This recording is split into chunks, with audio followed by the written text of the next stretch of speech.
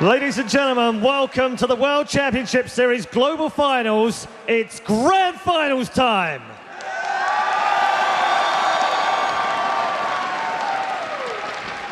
We'll be bringing you all the action from the final of StarCraft 2 with $100,000 going to the winner in a few moments' time. First, let's check in with our bracket from the round of 16 all the way to the Grand Final. You can see the road through this graphic that Jaedong has taken all the way to the final and that sOs has taken all the way to the final as well. Ladies and gentlemen, two fantastic players throughout the weekend and throughout the last 2 days going through that bracket brilliantly.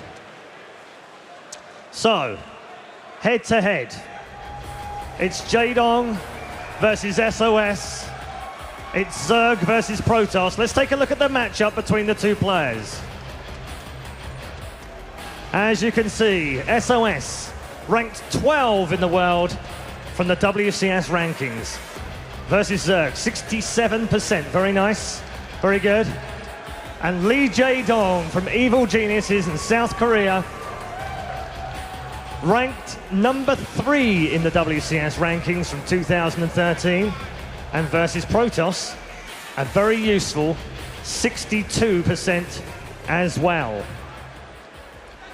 Ladies and gentlemen, our grand final will start very shortly, but first, let's get the predictions from our panel of experts with DJ Wheat.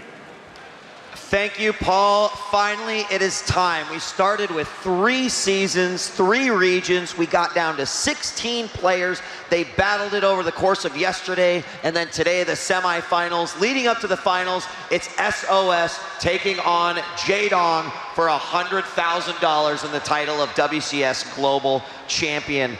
Gentlemen, I'm very excited to hear what you have to say about this. sOs, he defeated Hero, Polt, and Bomber on his way here. Jaedong, MVP, Deer, and Maru.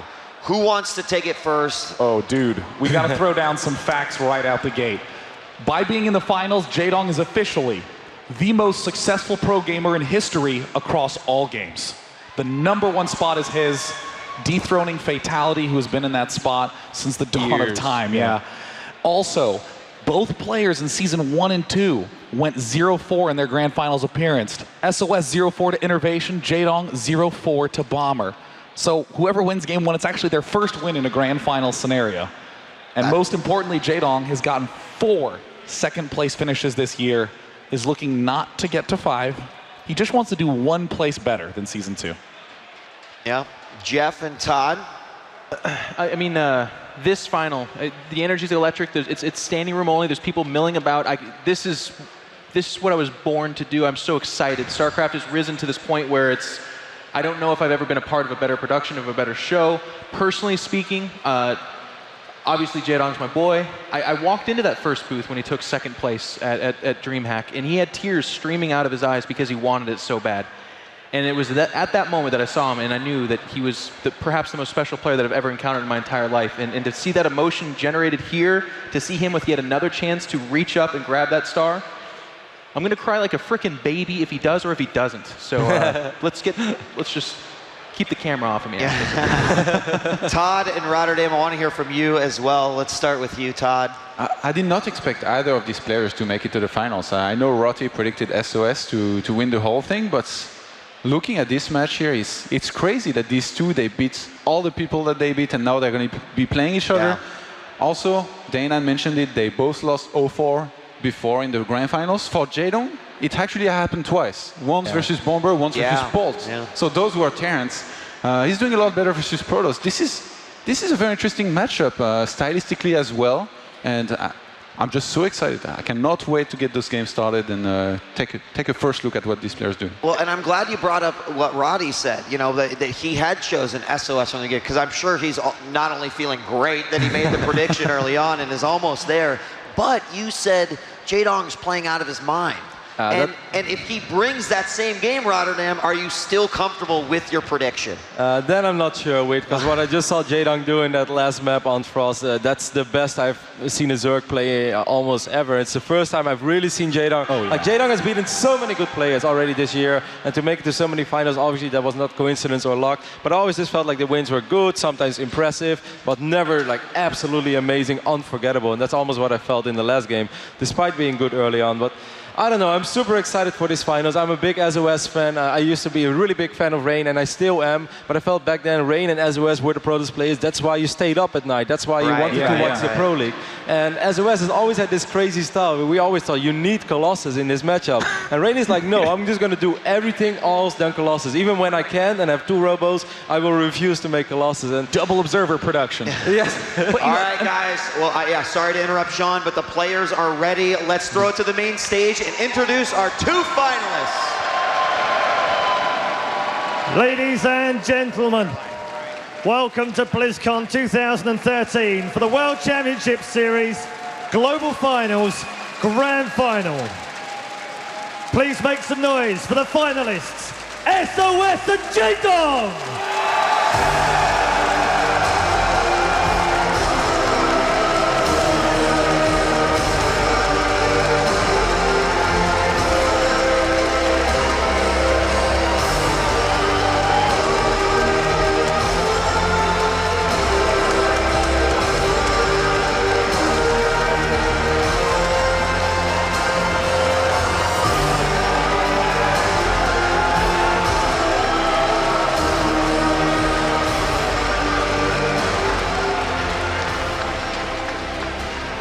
And as the players get settled, it's time to go over to our commentary team. We've got something very, very special for you indeed. Gents, the stage is all yours.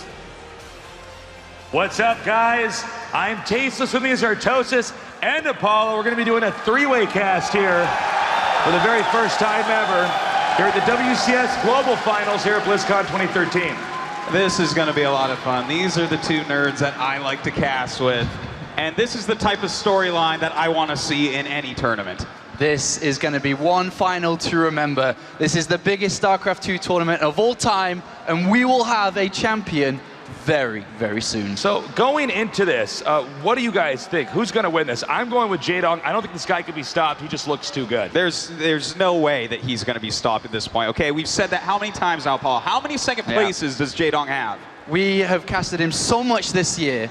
Jaedong has been waiting, he's been patient. This is meant to be the one. But you know, if sOs manages to take him out, I mean, what does that say about him? This guy is a powerhouse. He's fairly new in comparison to somebody like Jaedong. I mean, Jaedong is legendary. If that were to happen, that would change everything. You know, we saw Parting dominate last year. What if sOs can do it again here? You know, maybe he can. He's so strong. He's been playing so well. But if you look at the players that Jaedong has gone through to get here, and you look at just how badly he needs his first tournament win, I see no other result than Jaedong taking this. Absolutely. I mean, it's a really incredible thing. We've gone through an entire year now, watching these players develop, watching them grow, seeing the upsets.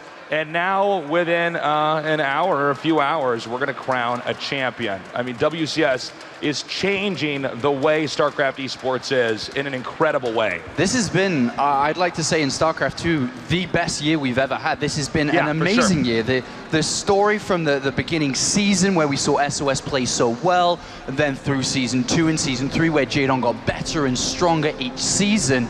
This is just the ultimate finale to the best year we've had. It truly is. And let's take a look at this guy, sOs. As you said, Apollo, he was doing so fantastically at the beginning of the WCS season, at the beginning of this year, but he kind of fell off a little bit. Yeah, he really did. You know, his play style is very particular. He's a really sneaky player. He does not strike me, although we don't, you know, when we look at someone like Jaedong, there's so much information to pull, you know, because there's so much history there, but sOs has never struck me as somebody who's really nervous, really phased. He's just focused on winning. Yeah, I mean, he's really, I think one of the biggest things to look at sOs, is, yes, he's one of the most creative Protoss players we've seen in Heart of the Swarm. He innovated a lot of the playstyles, but he never had something so solid to back it up, something so solid to push him towards a massive tournament victory. But at this tournament, like Jaedong, he's played excellently. He's backed everything that he thinks. He's so smart, he's intelligent, and it's all backed up fundamentally excellently, and that's why he's in the final. Well, let's take a look. He beat 2 Terrans to get here and a Protoss in this tournament here today. Do you think his PvZ style, that style that we've seen before from him, with a lot of Void Rays, a lot of Sky Toss, Charge Zealots, DTs, High Templars, is that going to be something that can take out Jaedong, who has been beating down the very best Protosses in the world? That's the scariest part about SOS being in this final. Who was the player that made that Void Ray style? Who was the player that went Zealot Charge? Who was the player that went Storm faster to improve his own style? Now imagine that player that made those styles backed up with amazing mechanics just like Jaedong has. This is not going to be just as easy as people think it will for Jaedong. You know, it's funny. Let's go back to the start of StarCraft 2. Remember that not all the Korean professional gamers switched over. Okay? That's right. Jaedong was one of those players who was still playing Brood War when StarCraft 2 was out. And people were saying, well, what's going to happen when eventually StarCraft 1 entirely fizzles out? And these guys are going to switch over to StarCraft 2. And a lot of people were saying, well, we'll see people like, for instance, MVP dominate. Of course he's going to be good. He's had more time to practice, and he made the right choice to switch over to this game. In this period of time, from the end of the full end of StarCraft 1, and these players switching over, Jaedong has risen to the top so quickly. It is absolutely incredible. And shouldn't he have? The greatest Zerg player of all time. We've known this forever. No one was even close to him in Brood War, and it looks like he's on that same path again in StarCraft 2.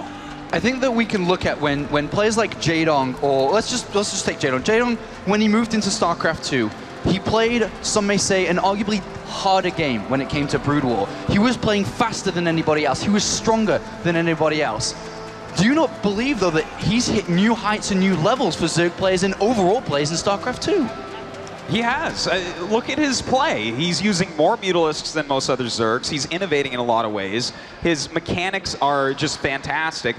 In my opinion, Apollo, he is the best reactive Zerg. I completely agree. You know, it's funny because we saw in that last series there, Jaedong really is somebody who takes control of the game. You have to play by his set of rules. I'm wondering myself, what exactly is SOS going to have to do beyond just completely bulletproof defense? What is he going to have to do to get to the point in the game where he's going to be able to have an advantage? Because Jaedong is just, he's just so, the weight of him in there is incredible. You know, I think Apollo said it well before. SOS is an innovator. He is someone who comes up with new stuff. And I think we need to see something new from him here. And he hasn't played PvZ yet, so maybe he has something completely new that we haven't seen before. Jaedong is so mechanically strong. If it's equal, if it's a heads-up fight, if it's just a street fight, I think Jaedong wins. SOS has to bring something special, unique, that can outsmart Jaedong here. Yeah, you know, I'm always wondering, should maybe we see a timing here from SOS, or should we see hidden tech? I mean, Jaedong's been so good at scouting, so good at harassing.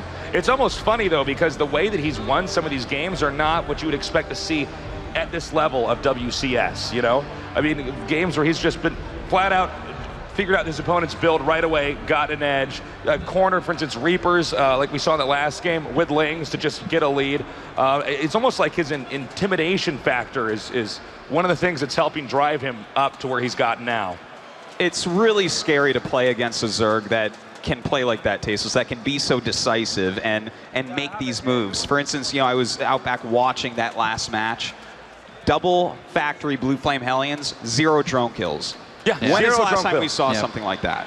And not only does he get 0 drone kills, he's already back to mining as the Hellions. They haven't even left creep yet. Yes. And he's sending his drones back to mining. It's so slick what he pulls off. You know, I look back at that last game where he just had control of the map the entire time. Maru could not get out of his base.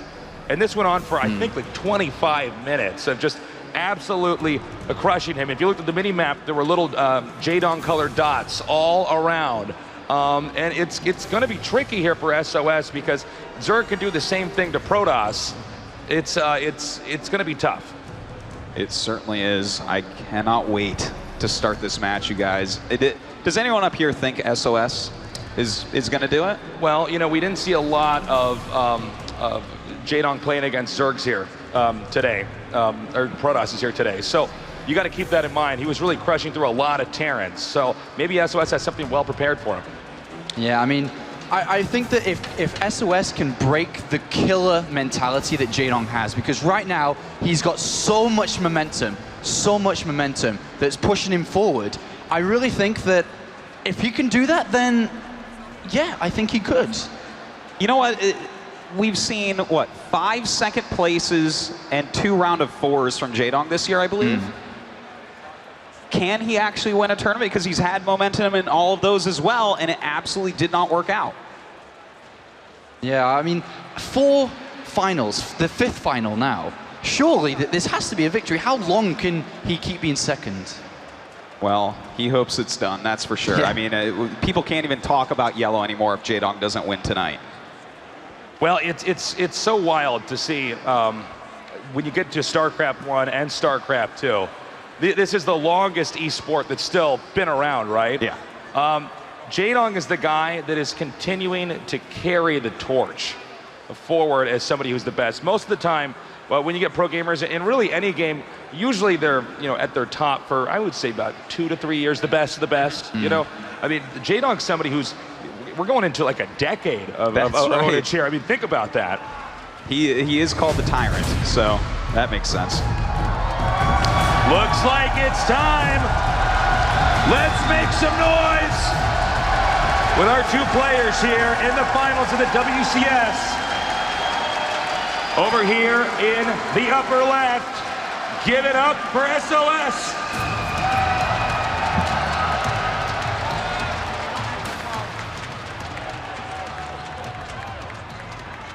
All right, it looks like we have had a pause. We did see Jaedong type in PP, which is the cue for a pause inside the game. We don't know what the issue is, but whatever it is, it's clearly important. These are, okay, looks like, okay, he didn't have sound on. Let's try this one more time. Over here in the upper left, the Protoss Hope, give it up for SOS.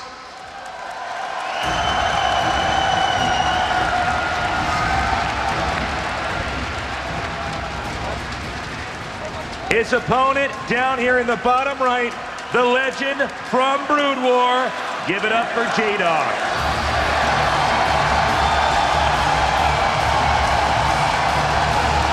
It's a lot of support for Jaedong there, Tasteless.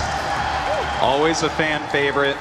Really tries to interact with everyone. And oh, do we have a cannon rush starting this off? Looks like it's going to be that. He's sending the probe out here now. Now, Jaedong's gone for early pull before, but it looks like in this case he's going to go for a quick hatch. Uh-oh, this could really backfire. But he sees the probe coming, so at least he can watch for something like this. A second probe coming around. Oh, is this going to work here?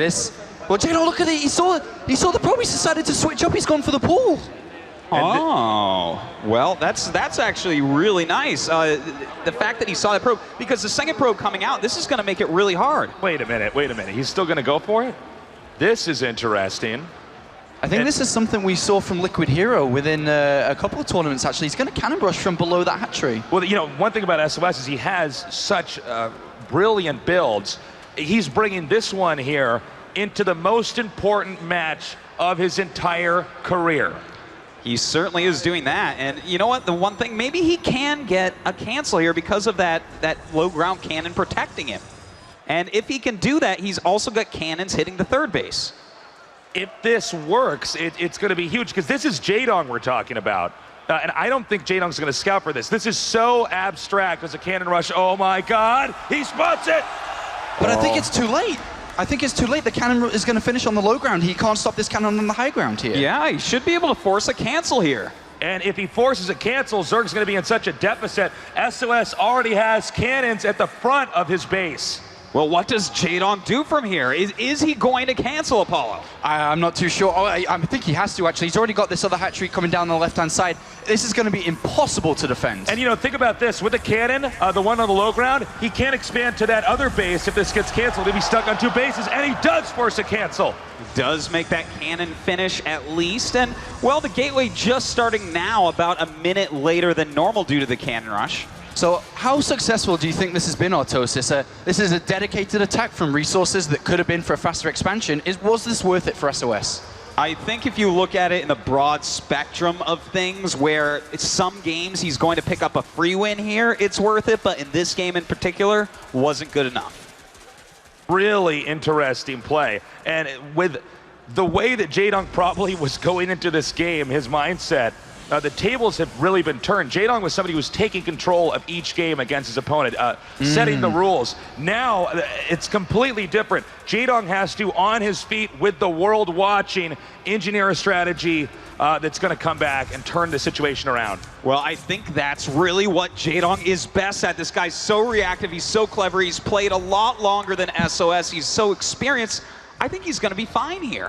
Yeah, and Jaedong's decided to take double gases here, so what is this actually for? I mean, he's going to tech up quite fast. Is this just for circling speed? Does he try to do something else here? I'm not too sure. It's pretty hard to say, actually. I'm trying to figure out with 2 gases this quickly, like, you could go for a fast layer. You know, what would you want to get with that, though? It's funny because if he doesn't get a 3rd base up here and Protoss is on 2 bases, I mean, this is StarCraft 101. You have to stay in the lead when it comes to expansions as Zerg. So maybe Jaedong's going to try to do something to end this very quickly. Well, he is going up to a very fast layer. I'm not exactly sure what we're going to end up seeing here, Apollo. What do you think? Well, the options from this point, well, as he starts to clear out these cannons, he could go for a Nidus Worm, but what exactly is he going to put in there? He doesn't have Zergling speed research. Does he want to throw down a Roach Warren soon? Mutalisk are out the question. Could it be, if he takes the gases on his other base, could it be a Hydra Nidus play or something? He's so limited on gas at this point. Yeah, you know, he hasn't taken the gases at his new natural right here. So it can't be Mutas, as you said. It probably won't end up being any sort of infestation pit. I'm not sure. I feel like it's going to be a Nidus Worm. I'm not sure if that's the best move, but then again, what is the best move in this very bizarre setup that SOS has started this game out on? Well, we have to look. The SOS did do research +1 attack straight away. He's added on 3 extra gateways, so no matter what Jaedong does, SOS seems to have a plan here. He's Chronobushing into that cybernetics core. Okay, so SOS is going to have plenty of units, probably isn't going to die. Ooh, a Hydralisk den. So he's actually going fast Hydras. Maybe Jaedong thinks here that we were going to see a Stargate rather quickly after the cannon rush, which is pretty common. That's very true. The Stargate is super common after a successful cannon rush because you can control the map very, very easily, especially with the Queens being slow off of creep. Instead, from what I'm gleaning here is that Jaedong is doing a kind of abstract way to just get back into a normal game. He's actually okay playing from a completely uncomfortable position as long as he can get back to that macro Zerg style that he's so good at. As we see here, we have 4 probes that just got rallied to exactly the wrong place. That is actually a gigantic hiccup in SOS's economy. Well, now the cannon's going to get picked off here, but we have a pylon aggressively. Remember, +1 attack has finished, and units are moving across the map. Are these Hydralisks and Zerglings that are going to be made? That's going to be enough. That's a lot of force fields. I'm almost under the impression SOS expected Jaedong to do some kind of all-in after this and is now caught off guard. He is going to move down here into this attack. Let's see if Jaedong can hold this off. Oh, he could force field this ramp and lock all the units out. They'll have to run around if he does do that. He sees the Hydras, though, and does back up for now. And we have a pylon coming over here at the 3rd. SOS being very cautious. We've seen some players be a little bit too aggressive. He peeks in there and he says, can I 100% win this? No, I'm going to have to back up. That was so interesting because I really thought, as you described, Autosis, he could have done so much there. Force fields on the ramp, he had the mothership core, he could easily recall if something went wrong there, and I think that may have been a missed opportunity for SOS. I feel like minimum he was going to kill a lot of drones, but instead he has decided to run away. At least that does leave him with a lot of force fields for defense, and he did force a good amount of units out of a very low economy Jaedong. Here we have that infestation pit coming down, and it looks like the drone going to the 4th base now is going to arrive, and Jaedong has transitioned into frankly, a pretty healthy Zerg macro game right now. He certainly has. He's got a pretty decent drone count. He's still teching up. That's a pretty quick infestation pit as well. And going on to a 4th base, you can't really ask for more after this weird and wonky start. Yeah, I can't help but feel that with SOS's attack and investment into that gateways and the +1 attack, and without doing anything, it's almost equalized the game a little bit. I mean, Jaedong wasn't too far behind from the initial cannon rush, but from this point, the Hive is on its way. If he's able to combine Vipers with the Hydralisk that he has out or something along those lines, especially because we see Colossus on the way, this could be a dangerous attack. You know, on this map especially, one thing that is pretty popular is going just for Swarm Host play and turtling up, which he could do. He does have, you know, an economic engine that's strong enough that he can set that up. We'll have to see. You know, that is true, but this is also Jaedong. We have to remember that. There's always the possibility of Mutalisks. He could go for that. But with the Roaches and Hydras being made, I think it's going to be mainly Corruptors to help take out those Colossus. Yeah, once those Colossus go down, this Protoss army that we see is just going to melt to the amount of Hydralisks and Roaches we're going to see.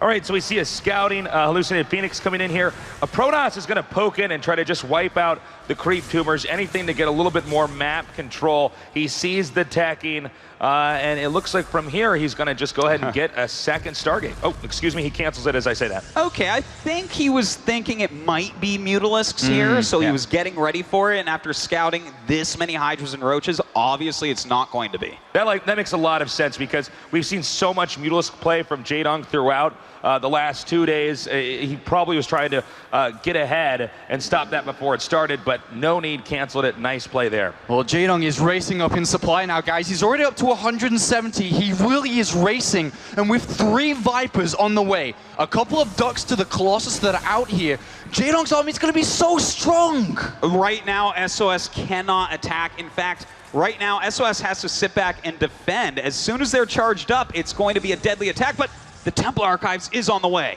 That Jaedong is maxed out, by the way, as you can see here in first person, just now hitting 200. So he can now just start pulling larvae, and it's going to be very difficult for SOS to deal with. SOS at almost half of what Jaedong has. We even see an Ultralisk Cavern coming down, a really great transition, especially if your opponent is staying on gateway units. So here we go. Jaedong is moving out. This could be pretty crazy here, Tasteless, if these ducks grab those Colossus. All right, looks like he's going to be moving in now. Will he actually attack, or is he just testing the defenses around here? He could harpoon here with some of these Vipers. Well, he does have 3 High Templars here, and it looks like, oh, he does pick off that Forge, and here comes the first yank. Oh, the Colossus lives for the second yank. The Colossus goes down. Beautiful, taking that Colossus out and then maneuvering around the map, but we do have a War Prism coming in over here. It could hit the 3rd base, and it could hit it hard. A beautiful counterattack coming in from SOS, though. All the army, every part of Jaedong's supplies on the other side of the map. That War Prism with the Zealots there could do so much damage to Jaedong's infrastructure. It very well may. There's only a single Roach and a Queen here to help out. If you can warp in some more units, that's going to be great, but this attack is still going on at his front door. Looks like he's going to move in again here. The Colossi backing up. Will they get harpoon again? Beautiful! Well, he doesn't end up getting that Colossi. It does get microwaved very quickly by SOS. In the meantime, the Zealots still trying to do damage, but don't get much done. Oh, great pick there by Jaedong. Grabs one of those Colossus. But most importantly, SOS is holding strong. Now think about this. The Colossus increment out one by one from the robotics facility. If he keeps losing those, he's never going to be able to push out on the map. Meanwhile, Zealots now hitting the hatch. Transfusions coming down. Jaedong rapidly coming back to try to save this. Oh, is he going to get it? Is he going to get the hatchery? Oh, transfuse! Oh my God! Oh! I cannot believe my eyes, even using an abduct on a single red Zealot. Jaedong going to every measure to save this hatchery. Unbelievable play there. Jaedong not missing a beat, still maxed out. His army pushing out towards the front of the Protoss base. He's going to keep controlling this. It is looking to be probably a Jaedong win if SOS can't turn something else around here. Hey, you know what? That is a possibility. He even has that Ultralisk Cavern ready. He's taking that 5th base. This is looking rather good for Jaedong, but SOS is taking his 4th. Is he going to get the hatchery? Oh, no, not this time, Tasteless. The transfuses keep on. and the Warp Prism has to run away. But I think a really important part of this game right now is the Ultralisk. The upgrades are starting to come in. He's making his Ultralisk stronger. Jaedong currently doesn't care about Roach Hydra Viper as much anymore. But look at this. There's no Immortals. There's no Archons. It's wild, man. Look at how much Jaedong is banked up, by the way. Almost 4K in minerals and over 1,000 in Vespi and gas. So he has a lot of options here. Let's say his army gets wiped out. He can come up with a completely different tech. Two Colossus being picked off, and it looks like he may even get a cancel on this 4th base. Jaedong playing a flawless game. This is some of the best Viper play I have ever seen. Yeah, and I can't believe that Jaedong keeps pulling this off. He's moving around. His opponent can't even get over 150 supply. Oh man, look at this. The Zealots in the main base. At the same time, the Roach is hitting over here, but he doesn't even care about these Roaches. Psystorms comes down. Looks like he'll save the Nexus for now, but still more damage being done in Jaedong's main. Yeah, the Nexus was bruised there, but just not enough. The Zealot harass has not been impactful here to get SOS elite. SOS having a hard time even getting outside of his base. Well, we have another Zealot harass coming in here. He's going to go for the hatch. He's not going for the drones. This means he has to take a big step if he wants to get ahead. Well, right now we have a big bang for Jaedong. The Spire's finishing. Is he going to do the Mutalisk switch? The hatchery's getting lower, lower, lower, and it does look like Jaedong once again manages to save this. There's so much money being thrown into picking off hatcheries, the Warp Prism, the Zealots, and neither of them are successful. What is Jaedong waiting for now? It's going to be Ultralisk first of all here. All right. 5 Ultralisks on the way. Also, a lot of spine crawlers being made. He realizes that this harassment is doing very well. Oh my gosh, getting the low, hatchery! Finally, SOS picks off a hatchery. It's incredible. I mean, look at the APM here. That's actions per minute. It is so high right now. I believe that's SOS on the left there. It's incredible. These guys are playing so fast. Right now, Jaedong pushing up again. He wants to get rid of the 4th base. Will he be able to do it? This is a little suicide force here. So even though it looks like he'll cancel that 4th, he should end up losing the army. But Autosis, I really don't think Jaedong cares about his Roach Hydra anymore. But the big question I want to ask you and ask every other player out there, is SOS ready for Ultralisks? He is absolutely not ready for Ultralisks. Stalkers, Sentries, and Colossus are all countered by them. And in fact, look at this. He's seen the double Spire, and he's going for Phoenixes. He's afraid of the Mutalisk switch. And he's pooling the Phoenixes here too, so the Zerg might not identify that in time.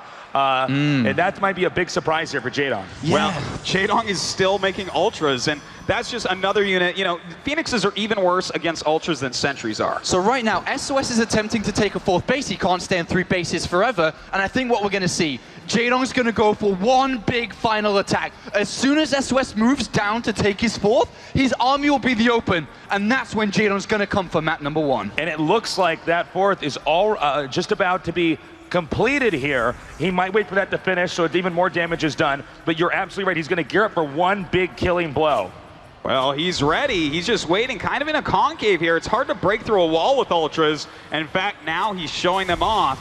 SOS has to be feeling pretty sad that he's bought so many Phoenixes right now. Jaedong's on 5 bases. You can't stay on 3. He has to come out, but it gets cancelled. How the hell is SOS going to be able to afford anything if this game continues on? This game is going to start snowballing here. In fact, it already has, really. Jaedong is getting bigger and bigger and scarier. He has so much banked up right now, and now going for the Nexus here. Will this snipe work off? He'll take out the Nexus and even free up supply to tech to something else. Well, it looks like he does want to switch tech now by throwing away those Ultras. He could go into Mutas, but let's not forget, SOS is ready for that. There's a lot of mind games going on right now. But how much money does he really have? Because yes, he'll have a little of everything, but not a lot of it. And that's the big problem, because look at how much money Jaedong has saved up. At any point in this game, Jaedong could win with his trademark move. Well, you know what? There's a lot of Immortals on the way. We're actually starting to get to a composition that SOS may be able to win battles with. And if he's very quick with that, Jaedong's going to have a hard time. But again, as Tasteless, you were saying, the 5 bases of Jaedong allow him to do whatever he wants. Oh, look at this brave soldier, Tasteless. Just moving out right here. He's going to grab that watchtower. Now, note that most other players would, well, hold on, we're in first person now. So it looks like he's going to go ahead and try to do some harass over here. Anything he can do to try to get a small lead, taking out these drones, maybe even getting this hive. If you get that, that would be huge. Well, the Hive, it may in fact end up going down, but is that enough at this point? Now, it's important to note that most Zerg players would have a wall of spine crawlers and be turtled up, but that's not how Jaedong plays. Jaedong is all about aggression and control, not about passive play. That is correct, and in fact, he sat back there for a moment, the Immortal making its way all the way over into his natural. So do you think Jaedong may be sitting back too much here, Autosis? SOS's supply is starting to rise now. Well, you know what? Immortal, Void Ray, Archon, Colossus is a pretty good unit composition against Ultralisk. So, yeah, he may have waited a bit too long. You got to wonder if this might be somewhat of a mistake. This is a map where the 4th base is much easier to secure than any other map, and maybe Jaedong banking on wiping out that 4th and drying up the Protoss, maybe that's a mistake. Well, you know what? I think Jaedong can make a few mistakes here and still be okay. He's just got so many bases. He's taking another. His creep spread looks good, and that's still a good unit composition. Well, we could see the fight happen here. Jaedong is posturing outside there, but SOS is tucked in a very nice location.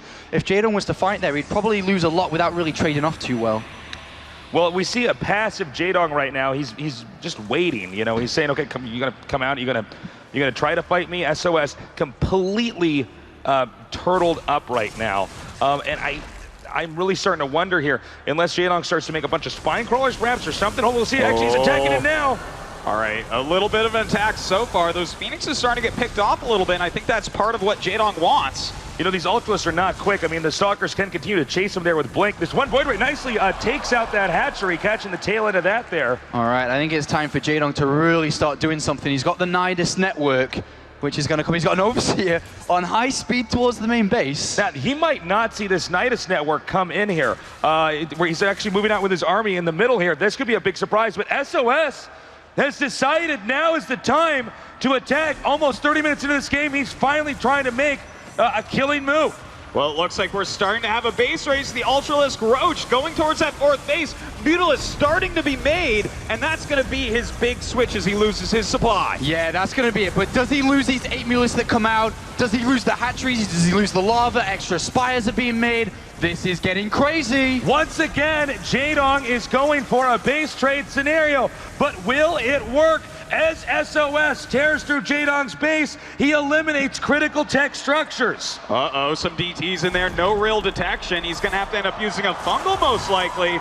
This is getting really painful for Jaedong. He has to go home and lose this supply so he can make Mutalisks. All right, well, imagine if you lost Overlords or something along those lines. This is becoming very, very close in a game that almost shouldn't have been. It's absolutely insane. The bottom right base is being taken out. Phoenix is being produced. There are 3 spires being made right now. Did he lose his main spire? Is that why we're not seeing it? He lost both spires back there at the second. Oh, this is really stressful right now, I imagine, for Jaedong. With all the Phoenixes being made, they've already been upgraded for so long. They're going to be so good against Mutalisks that pop. That is very true, but these Mutas do have +3 attack. There may be a few Infestors left on the map that could swing that battle in his favor.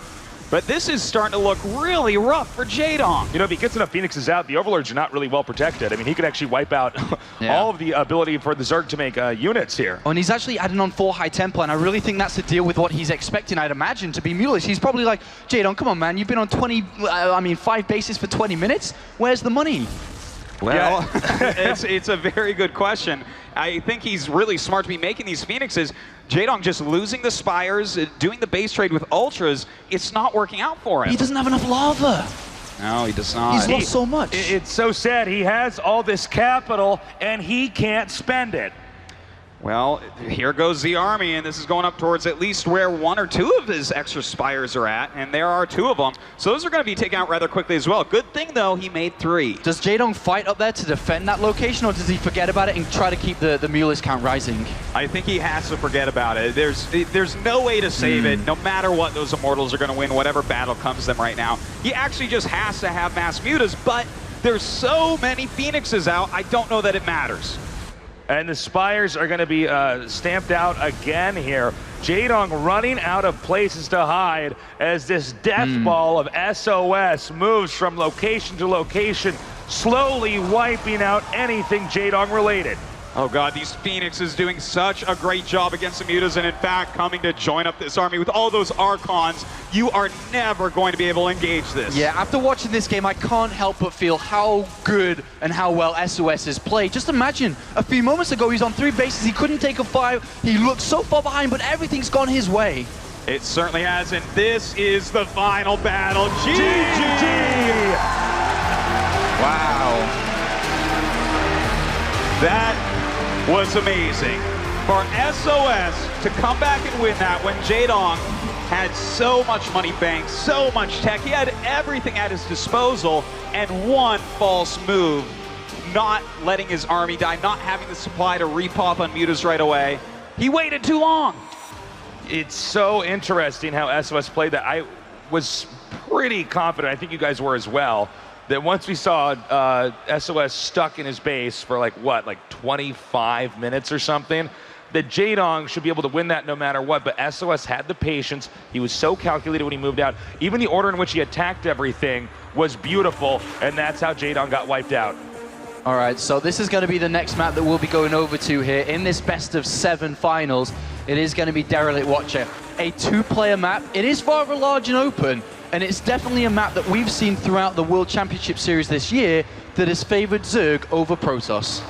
It has, and I think it's a good map for Jaedong specifically. We've seen a lot of Mutalisk play here from him, but it feels like, you know, is he losing his nerve? He's in the finals. He's so close to winning the most important tournament of the year, and he just almost threw away that game that he was so far ahead in.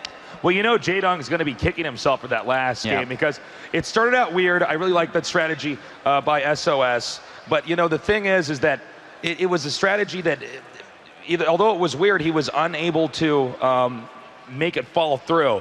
But, yeah, he had that advantage, and he wasn't able to carry it out. Well, Apollo, what do you think Jaedong has to do here to pick up a victory to get back on track? I don't think he really needs to change that much. I really, kind of felt in that previous game that he really wanted to end it with the Mutalisks. He knew that a base trade could happen, but it just didn't kind of go the way he expected it to be. So I don't really think he'll change that much this game. But one thing to note, which, okay, maybe one small thing we'll see change, is just maybe the openings. I think he'll be a little bit more careful of sOs. We know that he can open any style, any kind of build, aggressive or non-aggressive. Well, you know what? I think that's a good point, Apollo. If he plays as well as he played last game and just doesn't make that one big crucial mistake, he was looking like a better player for a while there. But again, sOs, you cannot count him out. He knew what was going on the entire game. He was so on top of Jaedong's style, making those Phoenixes so early on. That's really how he ended up winning. Well, guys, it looks like it's time for game number 2. To find out who is going to be crowned the champion, the best StarCraft 2 player of 2013 here at BlizzCon. Over here in the upper right, in the red, up 1 game so far. Make some noise for sOs.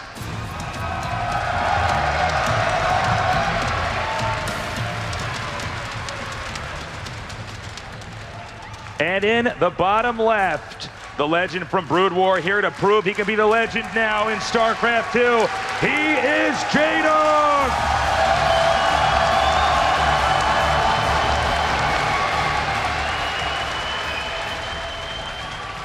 He is intense right now. To have lost that game.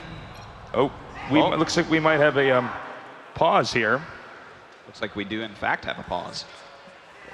Yeah, I think it was Jaedong putting his headset on. He's just doing it now in the booth. But I really agree. I mean, he was intense, man. That stare as we were loading into this next map, I think that would it? Yes, it is. It would have. It really would have angered him, that first map. That would have made him so much more determined for this next one. That would be so frustrating, that first map. All right, so anyways, we're back into this game. Again, the map is Derelict Watcher. And you know what, sOs that was just on the screen there, he actually looked very calm. He looked very collected and not even really nervous. It's really interesting. He just seems unfazed. at all by this entire experience. He's totally clutch. Are we seeing mind games happen here, Oh my Artosis? Are we God. going to see another early Forge? Yeah, we are. This is another cannon rush. So is he saying that you can't? I mean, is Jaedong saying you can't cannon rush me twice in a row? You know what's crazy about this? Let's say that SOS wins here. Let's say that this strategy looks like the last strategy that we saw in game number 1. This will forever change the way we understand Protoss. Well, SOS is going for it. We don't see a second probe this time. Of course, this is not a map you're going to go low ground. Oh, what is... Okay, the drone coming out. Almost looking for something weird going on. And will the probe... Uh-oh. Apollo, it's happening. It is happening, and well, guess what, Artosis? You cannot get in between those two pylons. Yeah, due to the architecture here, he can actually just make a cannon when it's blocked off. And Jaedong is probably going to be forced to cancel here. This is like SOS's thing, finding funny places that you can't get into. So this cannon rush is already basically successful. Jaedong is not going to be able to stop it. I don't even know what it means if Jaedong loses to cannons in the finals of this. This is insane. All right, now the drones are coming down here. Kenny, nice wall up there. If he gets these cannons up, he's going to have to cancel this hatchery. That'll put Zerg in a really bad position. You know what? This is exactly what SOS wants. He gets 2 free drones now as well. Jaedong is way further behind than he was in the first game. That was so much more successful. Jaedong, in that circumstance, thought he could break it. Thought that's the reason why he pulled the drones, but he couldn't. I have to imagine that Jaedong is livid right now. In game number 2, Cannon's already foiling his plans. Well, this is a terrible spot to be in. You know, he's already lost a couple extra drones. Look at this. He has 4 Zerglings. What are those Zerglings going to do? See that there's a cannon at his opponent's base? Great job, Zerglings. We see the Lings now completely rendered impotent. There's nothing they can really do here. He's going to go ahead, SOS is going to go ahead and tech up, get his gas. And from here, SOS has a series of very good options for how to carry out a win. Yeah, I think it was a really smart play from SOS, because when you open up with a cannon rush in game number 1, Jaedong's going to be thinking, yeah, he's not going to do it twice, and therefore decided to go back to his original build that we almost saw him try to pull off in game number 1. And SOS was able to play that mind game, and he won it, and he gained the advantage. What do you guys think Jaedong's going to do in this game? Because I think if we look at the last game, it's fair to say that he handled that bizarre situation really, really well. It was the end game where he kind of wasn't able to really follow suit.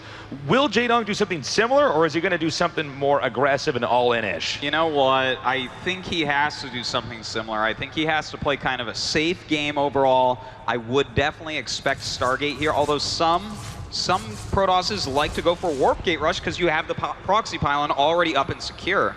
So he has to just watch out for something like that as well. Well, Jaedong is taking both of the gases at the exact same time as the previous game. So far, it does look like he is mirroring what he did previously. Well, you know, it's really safe, and I think that opening like this will pretty much always get him into at least a 4-base situation before SOS has a really dedicated attack.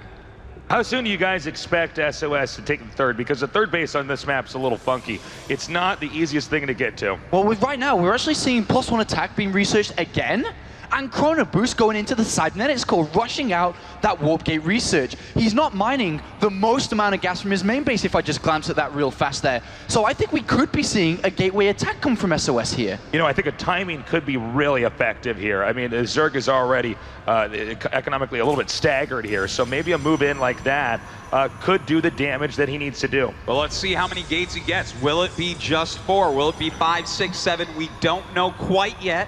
Looks like if he is going to make more, he's going to spread them out. And you know what? If he doesn't have a Roach Warren, that's going to be very scary when those Zealots warp in.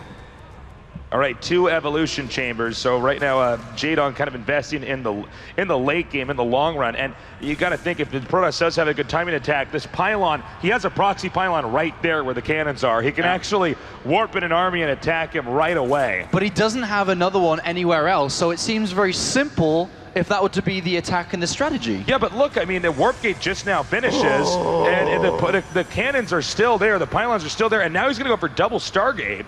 Well, you know what? I think he's going to warp in around his Zealots, perhaps, harass a little bit with these Stalkers the Zealot he already has, as well as those with the +1. and then just go straight into Void Rays. And I think this is what we all described previously before the series started that SOS would need to do. Outsmart, outthink, and just kind of outplay Jaedong without physically fighting in kind of just wars head-to-head mechanically. Yeah, it's kind of this weird, like, drunken boxing way of playing the game here from SOS, where he just gets in this position where he has complete control. And now the Zealots are attacking in here. The drones are going to be used to defend. This +1 attack doing a fantastic job. Look at that micro pulling back the hurt Zealot, not letting the Queens be too effective. And he has forced a lot of Zerglings and killed a lot of Zerglings. And he can, again, warp in more if he wants. We have 2 Phoenixes now on the way. 4 more Zealots warped in on the bottom. Mind you, he can attack from that proxy pylon, the north or the south. And you know what? I think the last thing he would have expected were these Stargates, but he did scout them, so he's going to have to be very careful. But without a Roach Warren, I mean, SOS has seen that this is double evolution chambers. He doesn't really can't afford a Roach Warren or Roaches. So at this point, he just continued to warp in more +1 attack Zealots. The angle here for the Zealots is really strong against these Zerglings. Zerglings now coming in here, but the Zerglings not quite getting as good surface area as Jaedong would want. The harassment continues. Well, he continues to warp in Zealots there as well. I think that the efficacy of this rush is basically used up. There's so many Zerglings out right now, and that 1-1 about to finish, those are wasted unit rounds. But we do see Jaedong previously just scouting out the Spire. I mean, scouting out the Stargates, but decided to go Spire still. I mean, what is that going to be? Is he going to go Mass Corruptor? Maybe Corruptor Muta? But then, you know, if he goes Mass Corruptor, can he actually get enough out in time before the Phoenixes have already paid for themselves in dividends, right? It's hard to say. I'm not exactly sure what he's planning there. And seeing the Spire, the Fleet Beacon does go down for SOS. It seems like everything Jaedong is doing is playing into his plans. What we're seeing SOS do so far in this series, we've never really seen a Protoss do before. This is changing the way we see the game now. This technical harass, starting out with a cannon rush, having a secured proxy pylon, into this air harass. It's absolutely beautiful. So what is that gas that Jaedong has saved up? What is it for here? 1,200 of it saved, but what does he build? I still don't know. It looks like 5 Corruptors. Maybe he just grabs a few of those and goes Muta and just says, you know what, I'm going to try to outplay this guy that has Mass Phoenix. What happens if it's Corruptor Zergling only to try to break this third base? It's only Phoenixes, it's only Zealots, and remember, the Zerglings have a higher upgrade count now. Now, here's one thing going for Jaedong. He did force a cancel over here. Will that be enough, though? The Phoenix harass and the Zealot harass continues. Look at this. The Zealots just continue to come in. As you say, Tasteless, they're going after this Spore right now so that the Phoenixes can come in, but there are the Corruptors. And we now have the Zealots just doing so much damage at this point in time. You know, I think a lot of this goes back to the fact that that proxy pylon with the cannons was never taken out. And Jaedong just doesn't have that high of a mineral income. His main base is consistently harassed. He's only mining fully off 1 base at this moment. Oh my god, and look at where he puts those Zealots. Just perfect placement against someone only making Zerglings, but luckily with these better upgrades, he will clear this out as well.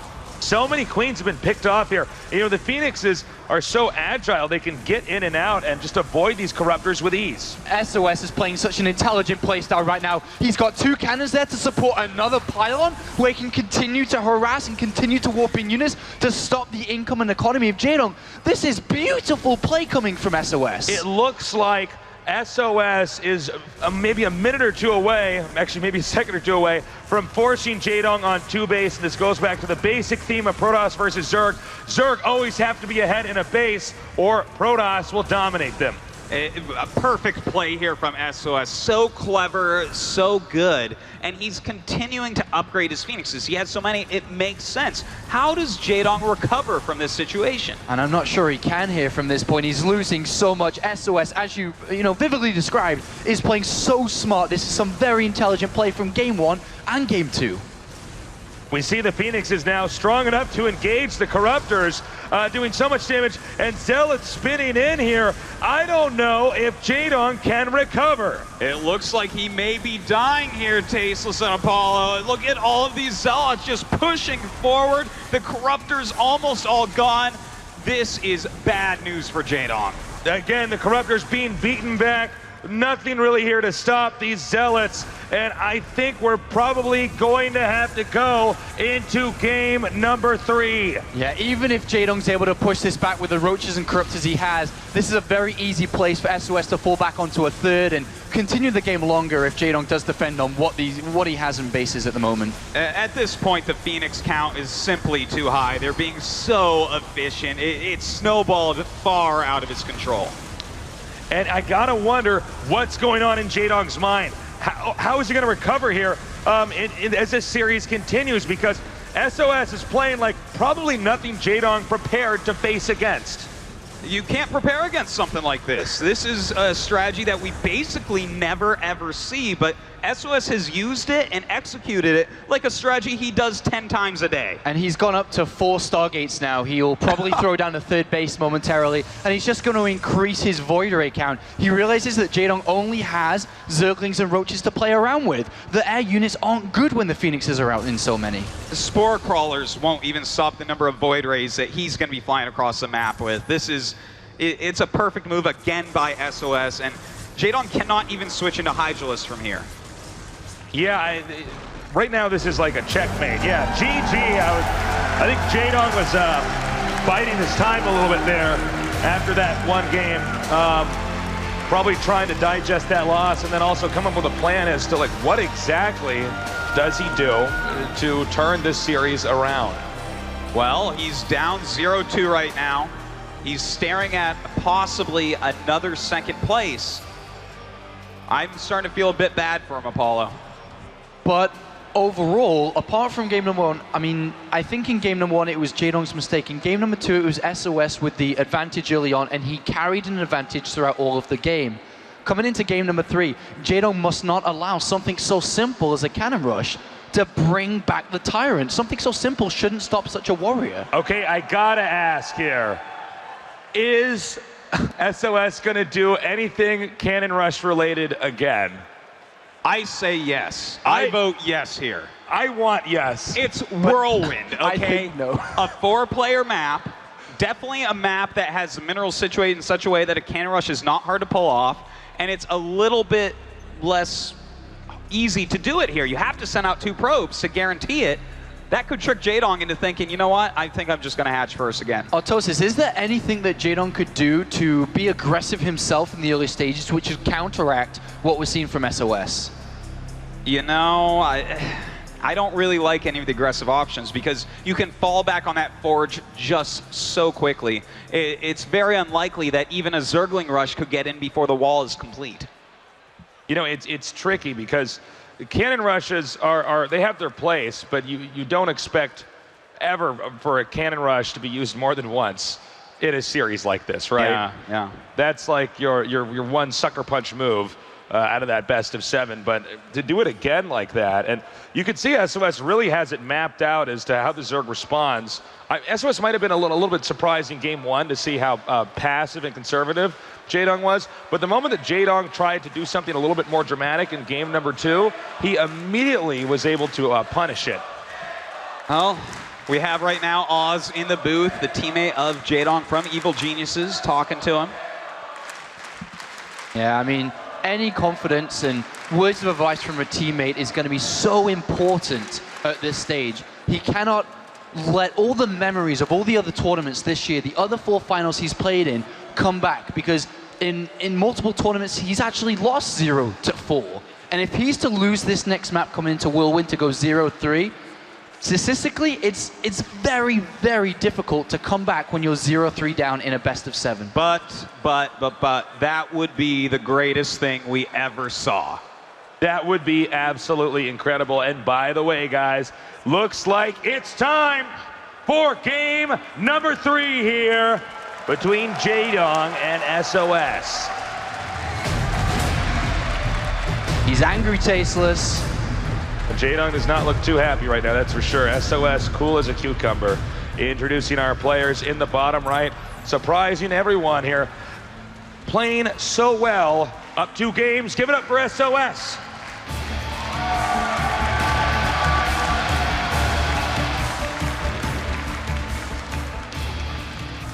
And in the upper right, the fan favorite here, the legend from Brood War. Make some noise for Jaedong.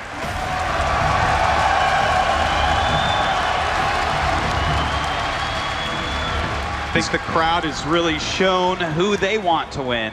Yeah, a lot of Jaedong support here. He's got to stop this landslide before it's too late.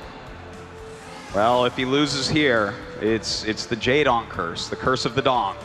Not the Pang curse anymore. It's going to be interesting to see what SOS does here, because again, history is being made. The metagame in StarCraft 2 will be forever shifted after today. You know, cannon rushes, it seems like they're the way to go. Maybe, you know, the North American server has it right. That's right. Maybe they do, Autosis. As you can see, there's another hatchery first. The cannon rush may have been successful again. That's right. And, you know, SOS definitely not going for that. Looks like it's going to be a hatchery first here. Yeah, it's going to be a Nexus first here from SOS. And, you know, from here, we will not have any cannon tomfoolery. Imagine if Jaedong went 3 hatcheries now and was playing the mind games here. And I think he might be. Look at this. Yep. He's saying, no, you're probably just going to expect me to play defensive. Take a Nexus first of your own. And Jaedong's saying, well, you know, I'm kind of smart myself. And looks like we are going to see that 3 hatchery play. This is Jaedong saying, I am not backing down. I am not losing BlizzCon. I'm going to play my game and I'm going to beat you. SOS maybe expecting a spawning pool first here. Totally shifted gears now. Now this opener here from SOS is your bread and butter PvZ opener. The way he takes the game from here is really where the beauty of Protoss is shown. How will he tech? Does he go for a few gateways and do a timing? Does he get the Stargates out? We're gonna have to wait and see. Well, you know, I think a Stargate is probably a good choice, unless he's planning a 2-base all-in. What do you think, Paul? What is the best choice for him to use here on Whirlwind against Jaedong? I think that SOS, if he was to play a regular game, like, for example, Deer, who Jaedong did beat, bear in mind, earlier on in this tournament, if he was to play a regular style, I think that's where Jaedong's going to be the most comfortable. I think SOS has to continue to ride the momentum from game number 1 and game number 2 and really just win by kind of outplaying and outsmarting Jaedong. Now, you know, with a map like this, if Jaedong's allowed to play the way he would prefer to play, I mean, he is going to have a really easy time, I would think, winning this game. I mean, this is a big open map. Counterattacks, very easy. By the way, we've seen Jaedong counterattacking more than anybody out of our 16 players here today. What is this probe in the top left building a pylon? Oh my! Oh, is he gonna do something we sneaky? may see something here. Well, he's definitely not expanding up there, so he's gonna maybe hide a pylon. You know, we do see Protoss players sometimes throw a probe into the corner of a map just so they can scout later on. But I would love to see him SOS show us something fancy. He could possibly expand there, though. We've seen a few hidden expansions on 4-player bases so far in this tournament. Actually, you do make a good point. With the map this big, in the upper left, that's the last place Jaedong would probably end up expanding to. Yeah. And maybe, let's say he makes a Nexus up there. He can suck up all the minerals. Jaedong doesn't even know how many expansions his opponent has it there, and that affects the decision making. I think that's what we may see here. Well, we'll have to find out, but on the other side of things, Jaedong has decided to get a kind of early evolution chamber. He's decided to research +1 melee attack for his Zerglings, and then get the Zergling speed. What he'll be looking to do here, he's actually expecting to see a 3rd base, a normal game here. But if the 3rd base is on the other side of the map...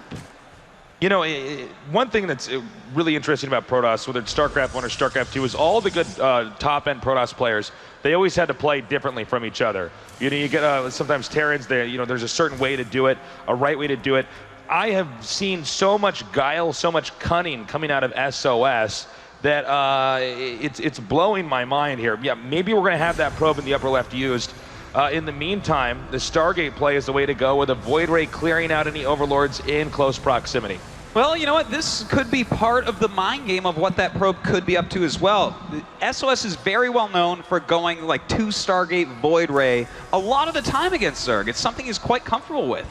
You know, with 2 Stargate Void Ray, you can turtle for a long time. Yes. On that. And, you know, I think you guys might be right. Yeah, let's say he just turtles up and then just hides the space. And this is something that happens especially on Whirlwind. It's so big, and when you're both hugging the right side of the map in this case, you can end up completely ignoring that other side of the map. But instead, we're going to have, it looks like a pylon put right outside the Zerg's base. Yeah, so it looks like he's going to move forward here, but he really doesn't have that much, does he? He's got the Mothership Core, he's got the Void Ray. He may be able to pick up a couple of Queens or so, but overall, this is not really anything dangerous. And oh my God, he's doing it. This is the amount of mind games that we're seeing here. That forward pylon was to force more units out of Jaedong because sOs is not leaving his 2 bases, which is going to allow Jaedong to trick himself into thinking he's forcing sOs to stay in his base. That is so beautiful. You're absolutely right, Artosis. He just goes in there to make that pylon, and Jaedong's thinking, what's this guy doing? I don't get this. He backs off, and now this expansion in the upper left is made. So here's the way the game should look. Let's say sOs gets what he wants. This is going to be a long, drawn-out game where Jaedong doesn't find out about that extra base in the upper left until it's too late. All of a sudden, Jaedong, thinking he's ahead or even, is in fact behind. I think this really will question Jaedong's intelligence as this game goes on, but we'll come back to that in a second. As the Void Rays have already picked up 1 Queen, they're going to get a second here. Oh my God, so much damage being dealt already. In fact, they're going to get the Spore Crawler as well. The 2 Queens coming down, but they aren't enough to kill this all off. And, you know, with the amount of damage he's taken there, this has got to be a very frustrating moment for Jaedong. I mean, that's just, the game looks so weird from the Zerg's perspective. I mean, it's really a big puzzle. It is, and in fact, he's making a lot more Zerglings. He's even getting another macro hatch going down, and this is because he thinks he needs to keep denying a 3rd base. Because there's so many Void Rays, you just don't have enough to stop mass speedlings, but the 3rd base is in the top left. Is there any way that, I mean, this is going to be so incredibly difficult to read into that this is there. Is there some way, somehow, Jaedong can figure this out? Well, I mean, he just has to send 1 Ling rallied from the upper left and then down to the bottom right. And it looks like he might be doing some of that now. He's getting a little bit suspicious, but I gotta say, sOs has done such a good job of making it look like his rush strategy didn't work and then his 3rd base is gonna be late. Well, we'll see if that does continue, because again, if Jaedong does send anything up there, it can be killed off rather quickly. Now, sOs, he's starting to get his macroing and taking the natural of sOs's 2nd main. Okay, now he gets a cancel here on this Nexus, but sOs is going to be fine with that because sOs already has his 3rd up and running. This is actually a greedy 4th. Protoss is not, they're not supposed to be ever able to get 4 bases up this fast because the Zerg can just stop it. But if the Zerg doesn't know that there's another base, then, you know, there's no way for him to punish it. But look at this. We have 16 Mutalisks on the way against someone that is going for charge lots at the moment, researching Storm, and only has Void Rays as anti-air. Only 5. That's very true. The Void Rays are a very particular unit. I mean, they can just be blindsided. When you are going for 4 bases, you don't have a lot of production until those are up and running. Well, the Zerglings coming in for yet another cancel. Looks like they should be able to get it. But that leaves the Mutas to go into the main base with no anti-air. Mutas tearing in now, destroying the cannon. The 3rd base is up and running. The probes are moving out now. A Zealot charge may be denied. And I think it's going to get denied here, and it does get denied. And also the Templar Archives. Oh, is he going to get it before Storm finishes? It looks like he does. He does. Now the Mutas are retreating. And, you know, one thing that I think sOs didn't anticipate was that Muta attack like that. We have 60 more Lings on the way. But that hidden base is still not detected here for sOs. And as long as that goes on, that's a source of income that Jaedong can't punish. I can't help but feel, Artosis, and you can agree or disagree with this, but as sOs, I feel the biggest component missing was scouting. He's built a strategy, he's built an opening, but where was the scouting? He had no idea what was really going on. But this whole game is about not scouting. I mean, sOs hasn't actually didn't check what the tech was here for Jaedong. And then Jaedong didn't check for the hidden base here. The Nexus, by the way, taken out here as we are looking through the eyes of Jaedong right now. You know, if I'm Jaedong, I might be thinking that I am way ahead at the moment. In fact, even catching some of these Phoenixes, a bit of sloppy play there from sOs. And this would be really remarkable if Jaedong was to be able to win this game, considering his opponents had an upper hand for the majority of it. Well, what SOS needs to do is bunker down and turtle and wait this out. It in a way should look like the last game that we saw. He just needs to defend, and let Jaedong think he has more of a lead than he actually does. Well, you know what? Jaedong right now on 5 bases, getting infestors out, continuing to make mutas. If he gets one good fungal growth on all of these Phoenixes that are out there, he can just win the game. And now SOS is going for his 5th base, which you so rarely get to see from a Protoss in this kind of a manner. If he gets this up, it could just turtle. He might be in good shape, but Jaedong is one of these guys with surgical precision with those mutas who could get in there and do the damage he needs to do. Well, especially when he has 23 mutas. That's surgery with a sledgehammer, Tasteless. So we have the Lings coming down now, probably to try to deny this expansion yet again. Well, they're not going to be able to get it, are they? With a couple more weapons, they should be able to push this back. I'm really excited to see these fungals come down. They could change everything in this game if they were to land. SOS coming out here now and wiping out that small Zerg force. Jaedong right now might be a little bit confused. Wow. Can he bait the Phoenixes? Can he bait the Phoenixes back? If he baits them back in, he gets beautiful. That is not as many as he wanted, but that is a start at least. The thing is, SOS is going to be a lot more careful in the future. All right, missed Phoenix, the fungal there.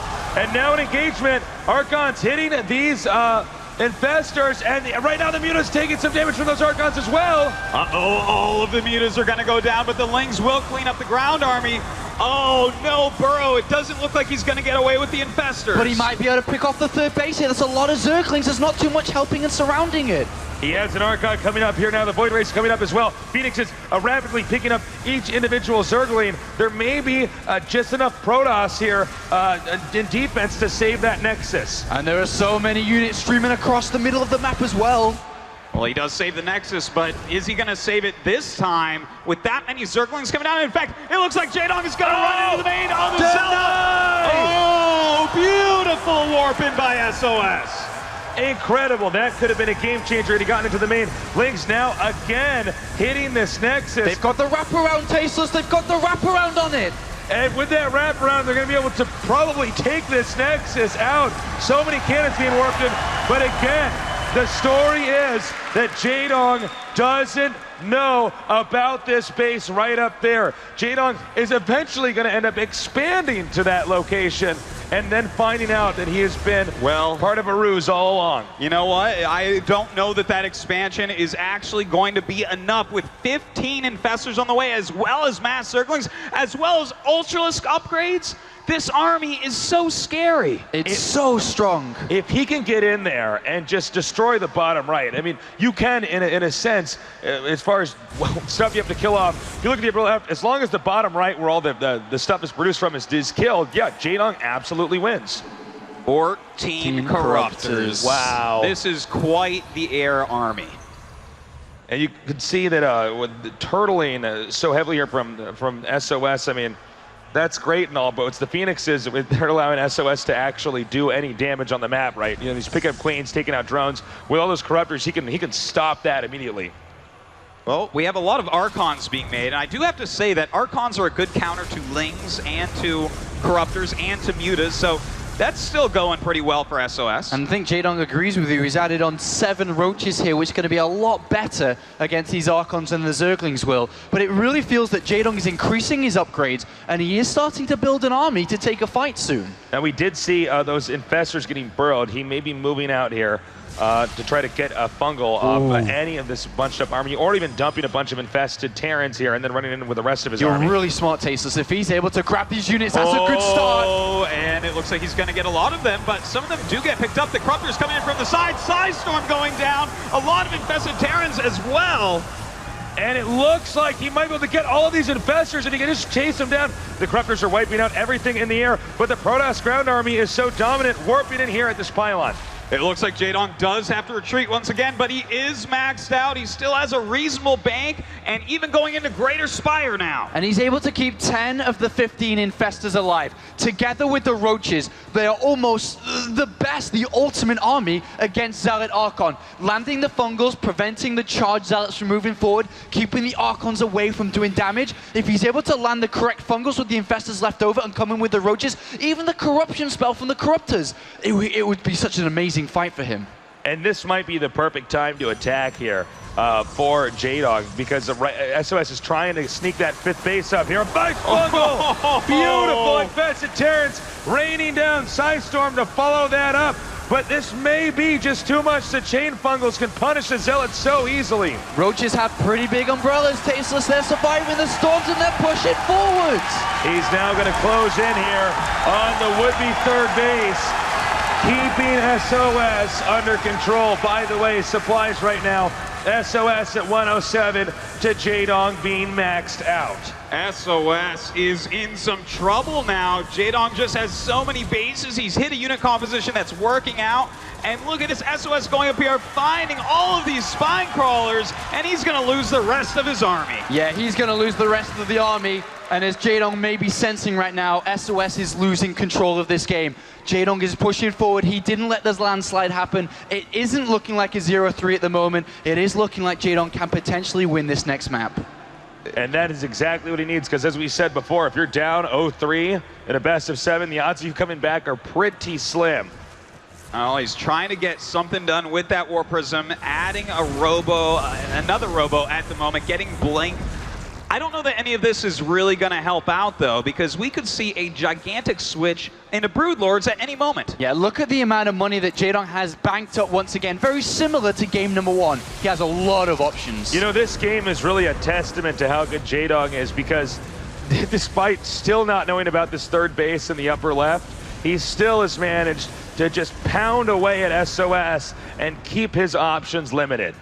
You know, this has to be a shocking wake-up call for SOS, who took the first 2 games in such glorious fashion, to come in here, hide his base, it never gets found, and Jaedong is crushing it. And 7 Broodlords are on the way now. What really anti-air do we have left? Let me just go over the composition. 13 Zealots, don't shoot up. 2-3 Immortals, don't shoot up. And he's only got a couple of Storms, Tasteless. He doesn't have anything. These Broodlords are going to come in here like the Langoliers and eat through the remainder of SOS's base. Archon's on the way. Those aren't going to help. He's never going to get there because we have a lot of Fungals with these Broodlords. And Jaedong has built an army which may not be answered for here. With 7 Stalkers, emergency anti-airs coming in, but with the Fungal coming down on the Stalkers, they're not going to go anywhere. He's continuing to move forward right now. SOS just trying to hang on in any possible way. The Broodlord still positioned so well. The Stalkers now pushing up. Can SOS hang on? The Storm Flank really did help out quite a bit, but SOS is not even making anything at the moment, and 28 Mutas on the way. Jaedong wants to end this with his trademark move that he has made throughout the World Championship Series, the Flying V, the flock of Mutalisks. 37 Mutalisks! And he'd be making 16 more if he wasn't maxed out. And these Mutas are going to come in here, and that is just, you can't stop this now. From all corners of the Zergon section of the map, the Mutas are going to fly in, and Protoss has already been knocked back into the Stone Age at this point in time. I mean, you can't get an answer to this. Watch this, Tasteless, as these Mutalisks enter the base. SOS is going to go, oh no! He's got nothing to do with it!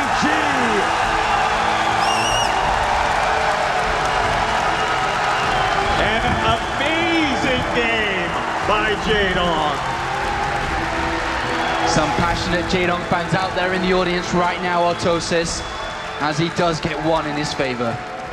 All right, well, let's see what they're thinking about at the expert desk here. Marcus, what's going on? Well, a great final is what we got going on here at BlizzCon. SOS coming out of the gate, just throwing a massive, quick 1-2. Jaedong then, and of course after the cannon rushes, Jaedong decides, sticking to my game, and that's definitely what I want to start with here on the expert desk.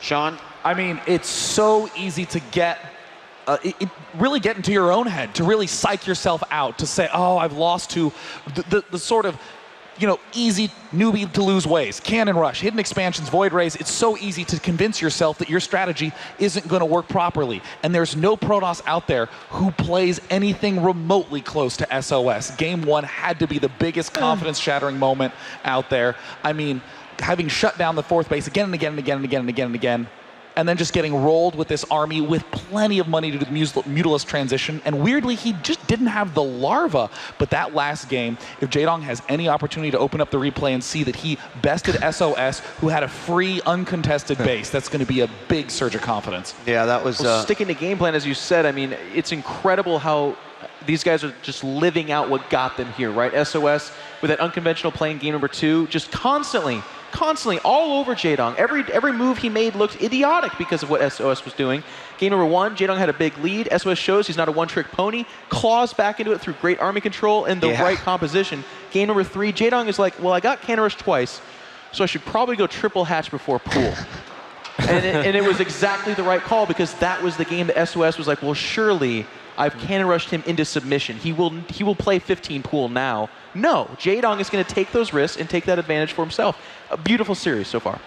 All right, let's go over to Rotterdam, who has been behind SOS the whole time, say, gosh, Jaedong's playing sick, and SOS came out, and I'm guessing those first 2 games is one of the reasons why you're like, this guy's, why he's my pick. I agree with everything that Sean and Jeff just said. I thought game number 1 was really crazy because I felt nothing was going SOS's way. There were like 4 hatcheries that survived with 100 HP. Normally you would just lose it and you'd be like so fed up. Somehow, some way he sticks around and eventually turns around and wins, which you would normally say that's like the craziest momentum you can ever have going for yourself, because nothing went his way from start to finish. Even like he dropped the Stargates, was ready for the Mutas, then Ultras came, just absolutely nothing. Somehow he wins the game. Game number 2, I think Jaedong made a big mistake not taking out those cannons, which, in the first game he did take out that pylon on the high ground, which was so important, because that if SOS wanted to do the same thing in game 1 as he did in game 2, he couldn't do it anymore. He had to wipe in on the low ground, was just not going to work. And then game 3, you can write a book about that game. Absolutely fantastic play. I would say by both sides though, like SOS, as Jeff said as well, if you Cannon Rush someone twice, there's no way that someone is ever going to go double hatch before pool. Jaedong just shows us what a beautiful and great champion he is. Perhaps later this day, I don't know. It's just such a fantastic series already. I'm really loving it. Todd, another resident Protoss expert here on the expert desk. It is for Protoss. We do have quite a few of those guys up here. But what are your thoughts on how SOS has performed so far, and even in the 3rd game? I think these two, they have a very good match. Every time they play each other, they play memorable games. Thinking back on DreamHack Bucharest, they already faced each other. It was a 2-1 in SOS's favor, and there was a lot of those games that all of them were pretty epic. There was some base trade, a lot of mutual transitions, and that time it really felt like SOS was just doing better overall than Jaedong. But in this series, it's really been going. I mean, the games have been very even up until some point where somebody starts really messing up, and then somebody takes a lead and never lets go of it. In that last game, it was just crazy the way Jaedong played this. He took a lot of bases. SOS took some huge risk.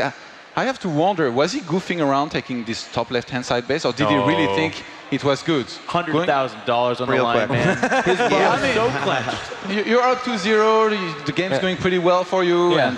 Well, what I think was the biggest difference between game 1, 2, and 3 is that game 1 and 2, SOS really dictated the pace of the game by saying like, hey, I'm going to drop these cannons. Even in the first game, it wasn't super successful. He still throws Jaedong off, completely changes the game, how Jaedong would normally want to play it. And, all the normal timings of now I have to check for pylons, probes, that everything like that doesn't count anymore. That's just gone. I think SOS, he was okay with the way the game was going up until when the Muta sniped the Twilight Council and then the Temple Archive. Yeah. He never restarted charge later on, which he really needed, because he was going for a lot of Zealots.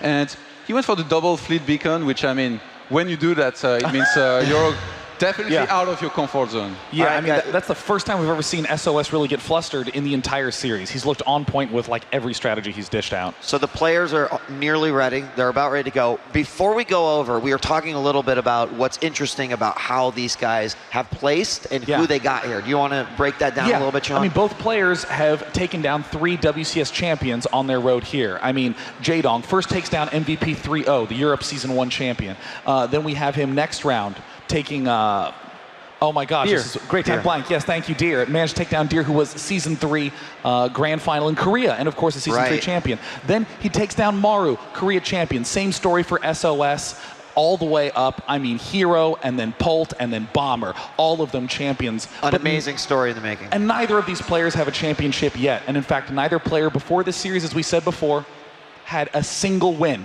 in a final series. And I know so many people on Twitter, so many people here were just crushed that Jaedong might be 0-3 after that third game. But now Jaedong can tell himself, I'm not going to be doing another 0-4 in the finals. And I think that if there's one player who can come back, it's Jaedong. All right, guys, well, the players are ready. The next map is going to be Polar Night. And let's send it on over to our casters to resume the series. Well, guys, it looks like we are about to go into game number 4 here. The map is going to be Polar Night. If you're just now joining us, right now, Jaedong's down by 1 game. SOS has 2 wins, Jaedong 1. So it could even out here. We were talking earlier, thank God for Jaedong's sake that he didn't go down 0-3, because statistically that's almost impossible in a best of 7 to turn around. I mean, we almost never see that. Yeah, I think Sulky is really actually the only player that ever did that. So it's good that he won that 2-1. That's a fine result so far. He can fight back, I think. Well, let's talk about this next map that we're going to be going into. It's Polar Night, and throughout all of the finals this weekend, it is the #1 vetoed map by Protoss players. Talk us through that. Well, Polar Night, man, that main base, 360 degrees of drops coming in there, or mutas, or what have you. It's a gross map for Protoss. You do not want to end up playing here. This could be very, very rough. All right, let's ask the question again. Is he going to do anything like a cannon rush again? Are we going to see anything weird like that? Whirlwind, that map's so big and out there. I get the hidden expo strat. I'm 99% sure we won't have a hidden expo strat, but the 2 cannon rush strats seem to work so well. And Jaedong actually seemed to have a fairly hard time with it. Is there a chance of something like that again? I would say yes. There is definitely a chance of another cannon rush. He probably wants to end it early in some way or another. I would like to see it. I think it is yes in this series, but no for this map.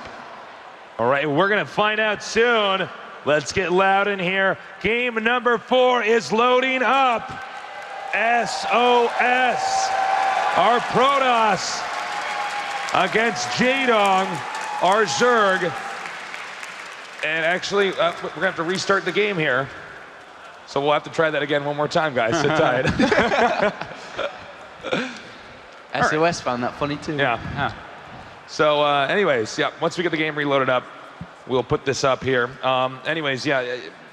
SOS, as far as I can tell, is not going to play a normal game here.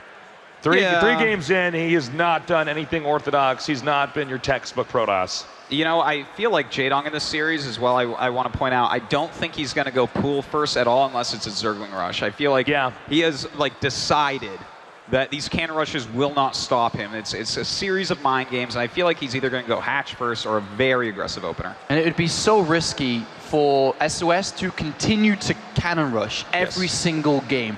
Because if he does, and Jaedong didn't do it, he would fall behind in the early part of the game, and he doesn't really want that at such a high level. Second place, $45,000. First place is $100,000. And money is pretty cool, man. I mean, that's a lot on the line. And I mean, on that, the notoriety too. I mean, just to be made the player of the year. The world champion of the year. Well, yeah, that's what Jaedong's looking for. He's looking for the win. You could give him a check worth 0, and he's still going to be exactly as happy. Okay, let's try this again. As this game loads up here, SOS up against Jaedong in game number 4 as we get closer and closer to crowning the best player in the world out of these 2. Over here in the north with completely innovative, revolutionary play, he is SOS.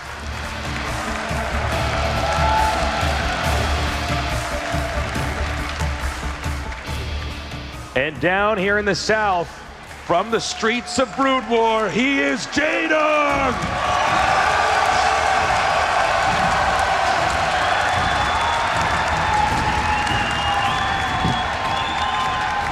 Mean streets, those were tasteless, but he ruled them. Indeed. So, as we've already mentioned, this map is really weird due to the shape of the main. You have access from air all throughout the main. I mean, it's a really open spot. It's not like Akalon, for instance, where you're tucked into a little nook and you can turtle and defend.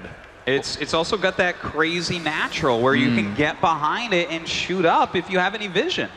Lots of airspace for those Mutalisks, which we know Jaedong loves to come in and do a lot of damage as the game goes on. So we see SOS is opened up with a gateway in the main. This still, of course, can be a fast expand build. And Jaedong is now going to head his drone over here to his natural and make a hatchery.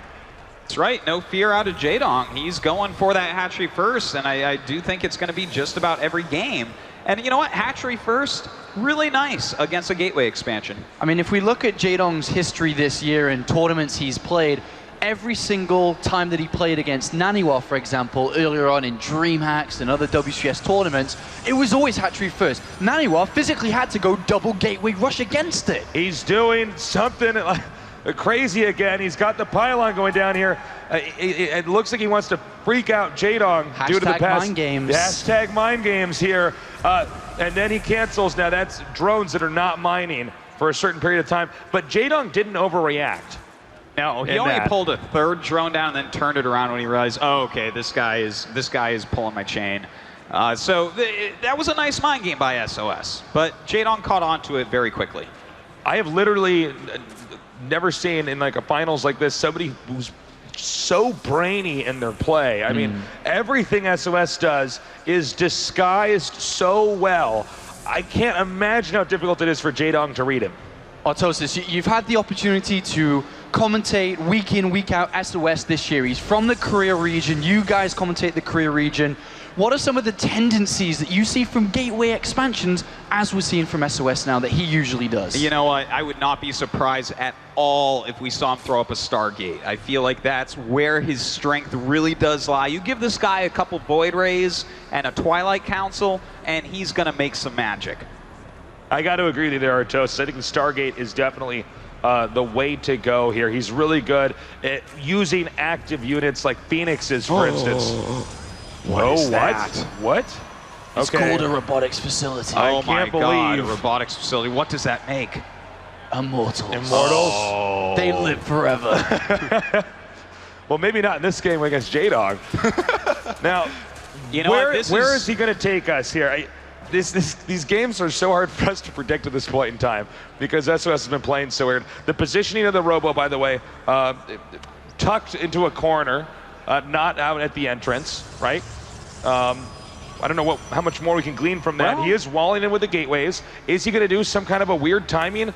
Is it even something as simple as I just want to get an observer out really fast? I mean, this is Immortal Zealot. He only has one gas. That is exactly what we are about to see. This is a build that was like really good in the Korean metagame for about a day and a half earlier this year. And a Warp Prism?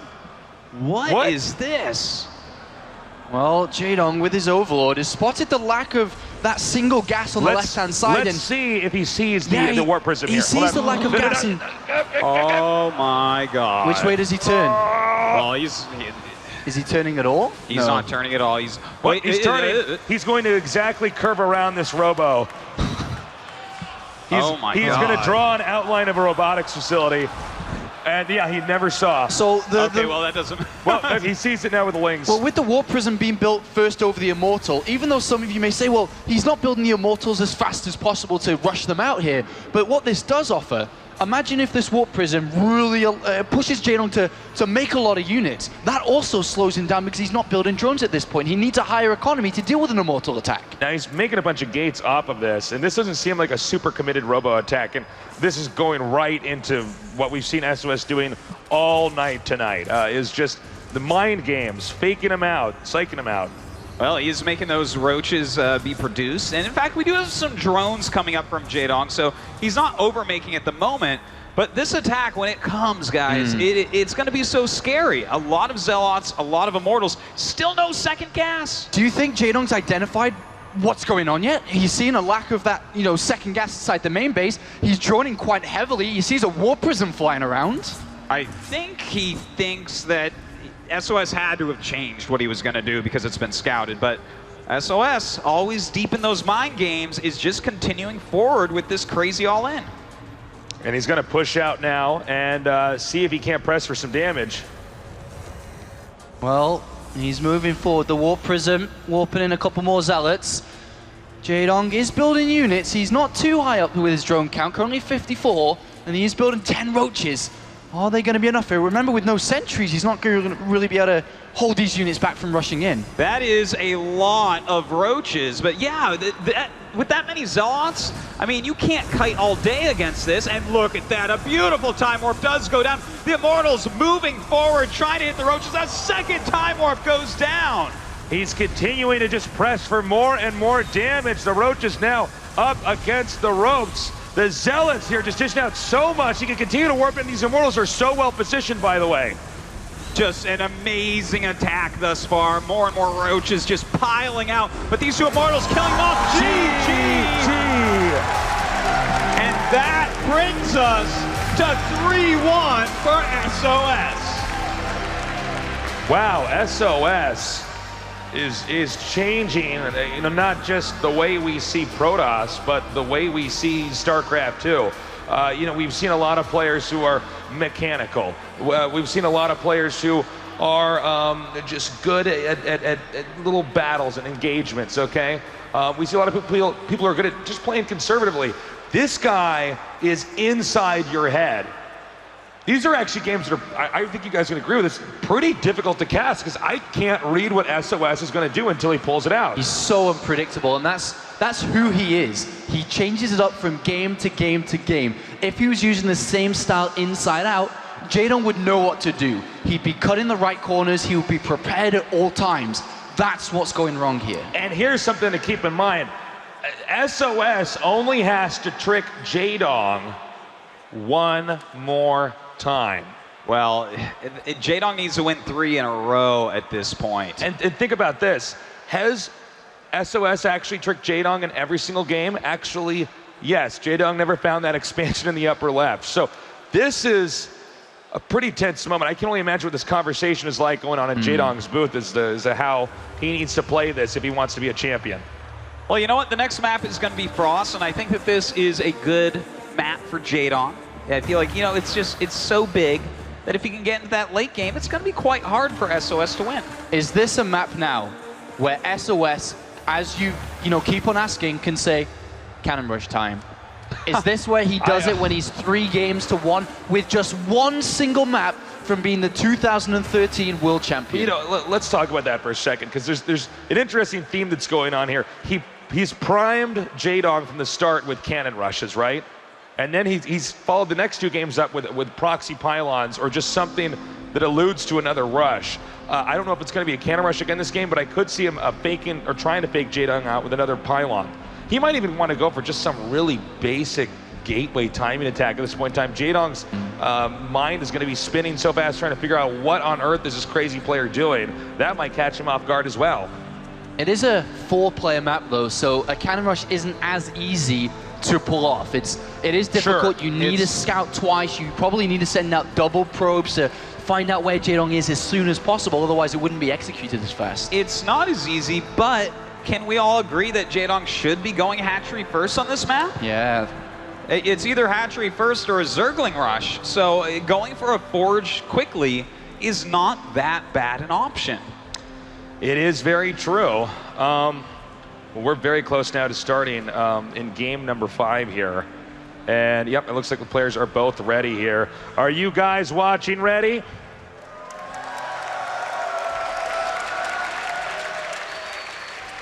So soon, only one player will be left. And there will be no way to dispute that he is the best player in the entire world. The game is now loading up. The map is Frost. And this is it. This is match point for the rest of the match for Jaedong. Yep. I know everyone here wants to see him win, and he's got to start here on this map. Head to head in cross spots here.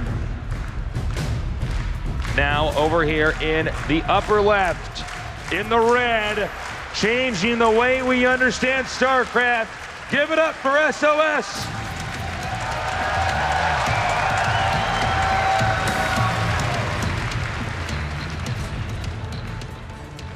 the best Zerg from Brood War, here to be the best player in StarCraft 2. He is Jaedong.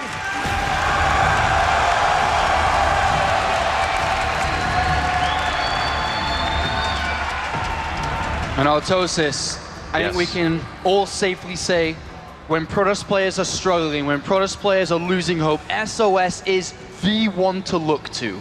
He truly is, Apollo. He's revolutionized really every matchup at least at least once, in fact. It's crazy to think about. He doesn't quite get the love of Jaedong, but maybe if he can close the series out, he'll start to. Man, Jaedong, does he need to just like completely change his play style here? I mean, does he need to just completely reinvent the way he's opening up?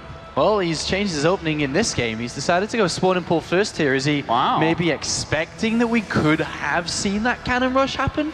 Well, what this does is it gives sOs an advantage. It looks like he's going Forge and Main fast expand, and against a 14 pool on a map this size, it's like the best counter to it. Well, the hatch goes down now, and it seems like sOs, as far as, I mean, this guy should go to the casino after this. Every time he bets on anything, he gets it right compared to whatever Jaedong's trying to anticipate. The mind games certainly have gone his way, but you know what? Going for pool first is not that big of an upsetting thing for Zerg. His economy is still going to be completely fine. It's not like he's rushing and failing. He's just playing a slightly safer build. Do you think that we'll see any major differences from Jaedong in this game? Because he is trailing. You know, one game mess up, he's second place again. What do you think, either of you? I mean, what do you think he needs to do different? What is going wrong? He needs to keep playing like he's playing. He is playing fantastically. He's getting tricked a bit. You know, I think that sOs is actually outthinking him in most of these games. Like, he scouted one gas, right? He saw the Warp Prism come out. That normally only means a Mortal Zealot attack, but he didn't counter it. I would say Jaedong has to go by the notion of doubt everything.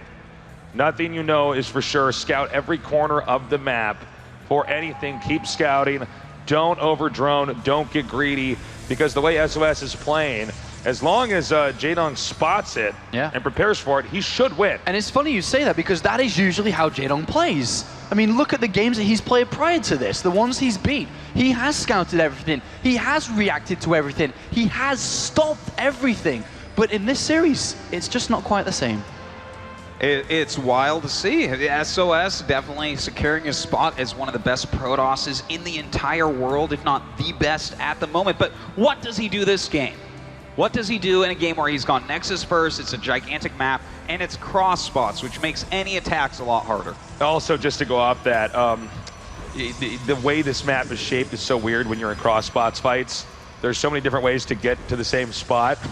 So I'm not entirely sure. I mean, do you think sOs might just turtle up kind of like he did on Akalon? Is that maybe his best bet? I think so, Tasteless, because even though we look at sOs as a thinker, an intelligent Protoss player, we've seen throughout this tournament, especially in the games he played against Pult, this guy can play toe-to-toe with you if given the opportunity. He doesn't necessarily need to outthink you. He can play fine as well.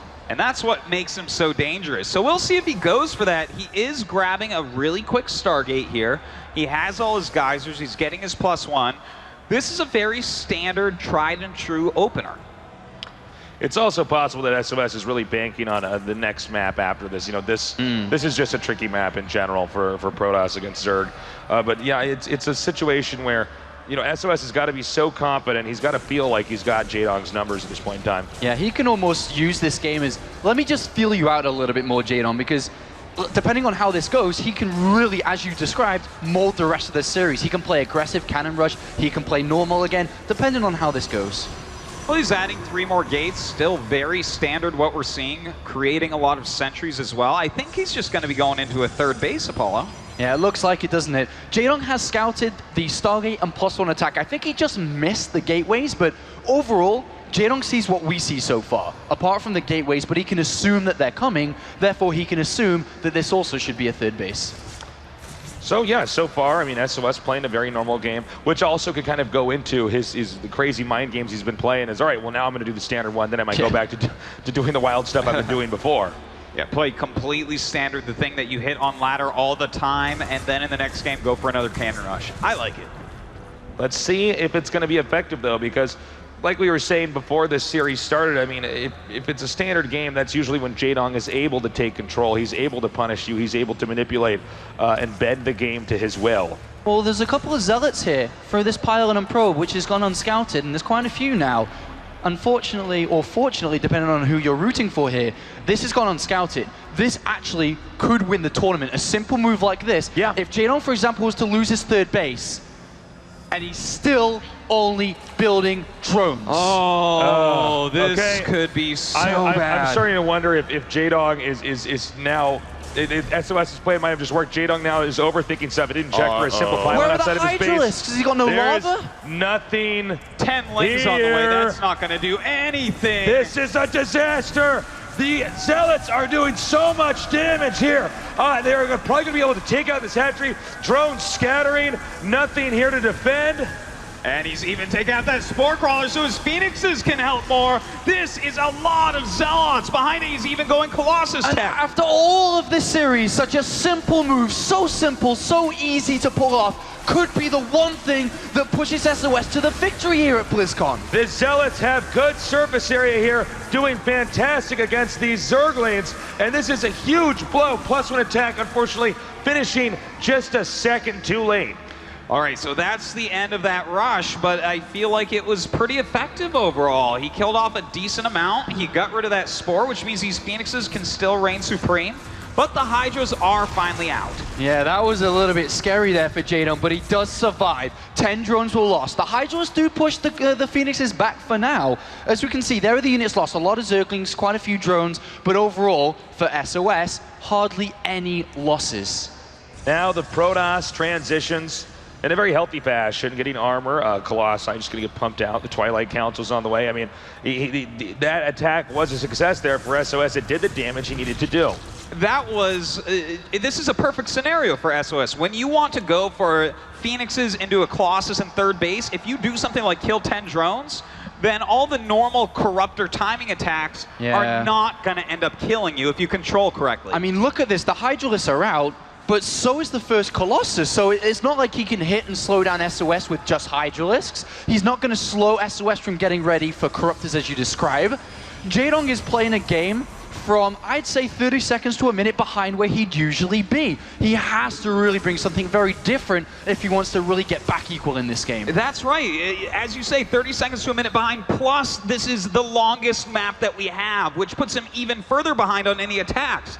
I don't think that he can do any busts. I think that Jaedong has to go into a very long macro game to win. You know, Jaedong, we've already seen today that he's so good in that long macro game. I mean, this guy, no matter what size of the map or no matter how the geography of it lays out, he's able to keep control.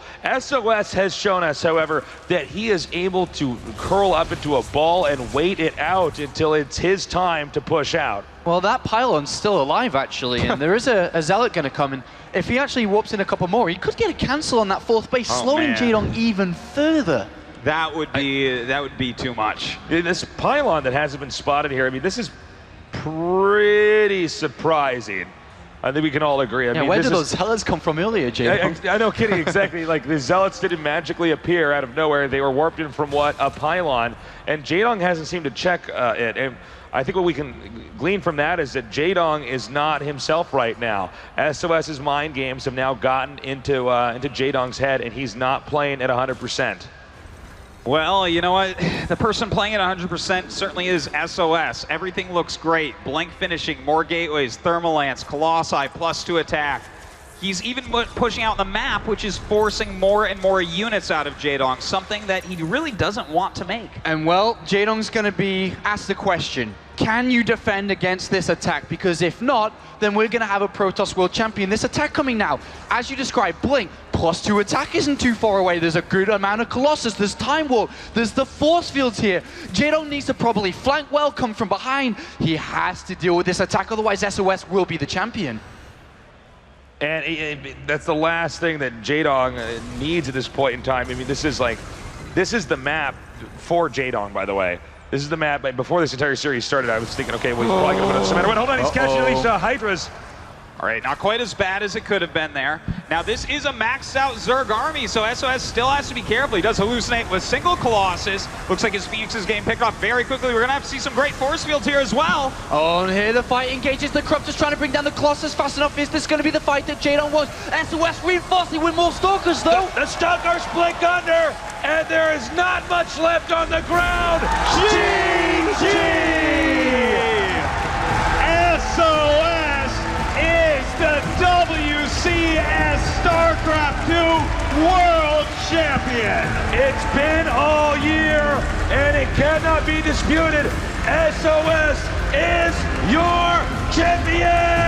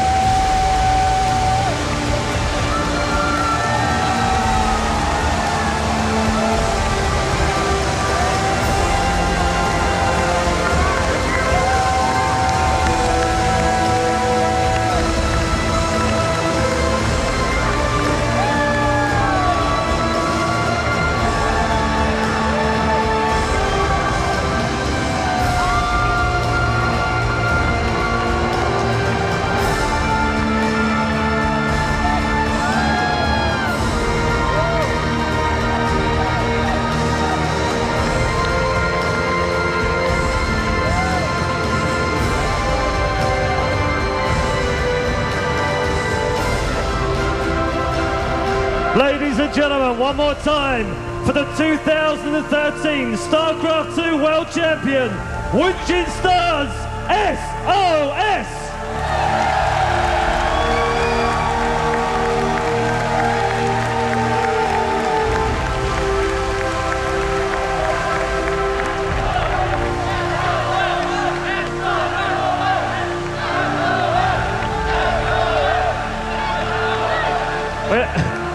Come around here. We're going to try and get one quick word from you.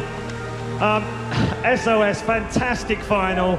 A 4-1 victory over Jaedong, which was never easy, and you've had a terrific tournament. Can you put into words for us exactly what this means to you to be the 2013 World Champion? 김희진 선수 정말 대단한 결승을 치르시고 정말 대단한 상대로 4대1로 정말 우승을 하셨는데 어떻게 보면 힘겹게 이기셨지만 이 순간을 말로 표현한다면 어떻게 표현하시겠어요?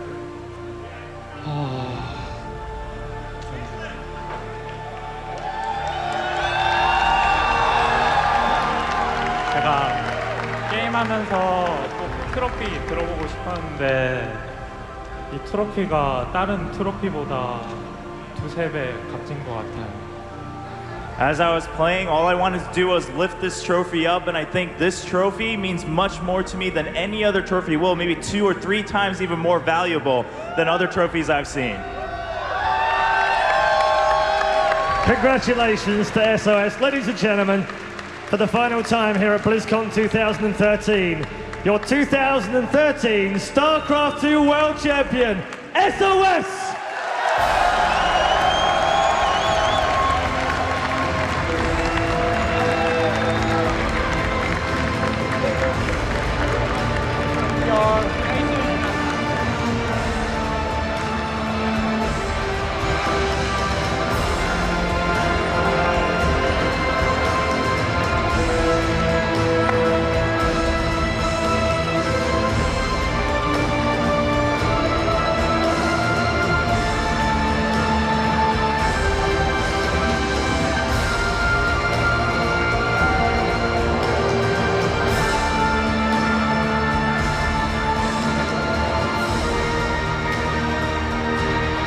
Make sure and 3 seasons, 3 regions, 16 players were here, and it came down to 2, Jaedong and SOS. SOS looked very, very dominating there in the finals, taking it 4-1. And as he embraces that trophy, he said that that was his goal. That's what he visualized there in the booth. And that is what got him through the 4 games over Jaedong to lead him to victory. Guys, we have a lot to talk about here. And what was a great, great competition from start to finish, but also, you know, a great, great finals. And who wants to kick us off? I mean, the fact of the matter is that SOS has been struggling so much in the second half of the year, and he was probably on the lowest end of all radars. I mean, people are hyping up Deer, people still believing so firmly in innovation, but SOS, his second place in Season 1 was forgotten so quickly. And Woongjin Stars has pretty much been cut down to Seolki and SOS. Those are the 2 players, and you can tell that with that practice regimen, SOS has been working out all the kinks, all the problems that he had at the start of the year, and it was Protoss play like we've never seen. It was crazy, all over the place builds, daring moves in every single game. Even when he lost, you saw how bold and how big of a risk he was willing to take to win. The hidden expansion, and even when it didn't pay off, huge push in the very next game. This is an open panel, guys. I'm going to go to Roddy, though. Roddy is the guy who predicted SOS to take the tournament. You've got to be feeling pretty good right now, Roddy. Yeah, I'm feeling good, but not for those reasons. I must say that was a really beautiful moment, just seeing him there and seeing the guy that we don't know that well. Just you can really see that it means so much to him. And I'm actually kind of sad that it's all over, man. Like, as awesome as it all mean, it's been a beautiful weekend, and SOS is just an absolutely fantastic player. I think it's awesome, as John said as well, he had a very hard time, but I do think that it was, in a weird way, it might have been good for someone who is as good and talented as SOS that, you know, for a while he wasn't traveling around the world. Yes, he did go to IM New York, but I really think when you're working towards something as big as BlizzCon, just take your time and don't go here, don't go there, just really work towards this tournament. And that's why I saw how talented he was, and obviously not just me, everyone out there, if you watch Pro League or even just WCS Season 1, you knew that this guy is something special, that he's one of the most talented Protoss players in the world, without a shadow of a doubt. And if you give him his time to prepare for a tournament and work towards something as big as this, I was confident that he was going to go, you know, far. And I think he showed us some magnificent Protoss play. I'm very impressed. And he represents a really cool story too, because his team, Woongjin Stars, is actually really struggling. They've trimmed down their roster. He was one of the guys they left on the roster because they believed in him, and they almost individually support him and I believe Seolki. And for him to kind of, he said himself even on the backstage, he was like, I think people forgot about me. I'm really excited to get out there on the main stage and show them what I got. I think back to MMA's interview at European Finals that I was able to host, where he actually said, when I won BlizzCon, it's something that I'll tell my kids about. It's something that I'm going to carry with me for the rest of my life. So to see this guy, see this underdog that people weren't talking about, that people had kind of forgotten, to go on that big stage, to take out a legend like Jaedong, to hold up that trophy and to make a memory for himself in this setting is absolutely incredible. And it's what a gift to be able to sit here and witness that. Yeah. Todd, earlier we talked about, you know, Protosses sort of solidifying themselves as like, this Protoss has a legacy. Does this do it for SOS? I mean, it has to, right? It's an automatic. Congrats, you've just leveled up to one of the top. Exactly. I mean, Deer looked dominant in 2 of the latest tournaments, and now SOS 4-1 in the finals. The one map that he lost, he shouldn't even have lost that one. He was in a great position, and then Jaedong with some nice move was able to win it. I'm just in shock. I did not expect this to happen. I did not expect these guys to both make it to the finals and then to play these games in which SOS completely dominated Jaedong. And all of this before our oracles get faster next week, too. I'm really excited. Now, we're going to talk a little bit about the individual games or maybe moments that stood out in your mind, but let's talk about the ongoing story now. Another chapter is added. I think this is chapter 5 of the second place finish for Jaedong. Now, especially at BlizzCon, where there's a lot of money on the line, second place is still a really phenomenal placing. Yeah. But it has been this baggage that Jaedong has had to carry with him. So, you know, what does this mean? I mean, obviously his fans are a legion, global, and they will continue to stand behind him. We take this storyline into the next year, but a lot of people were hoping to see this storyline conclude, that first place championship win for Jaedong here. What do you guys think about this and what this means for Jaedong going forward? This has been a monkey on his back. And going into every single tournament, everyone has talked about, wow, he's such a good player, but he still hasn't gotten that big win. And he himself even kind of raised the stakes with this tournament, where at the end of every one of the WCS big tournaments that he lost, he said, I'm thinking about BlizzCon. BlizzCon's the one I'm going to do. And here we are at BlizzCon. He came so close. In the games that he won, in the series that he won, they weren't close. I mean, the Deer series was very close, but he played absolutely dominating, beautiful StarCraft. And we talked about it all weekend long, but he's the kind of player that rides on that emotion, rides on that momentum, and sometimes people can do things to stymie that by throwing him off.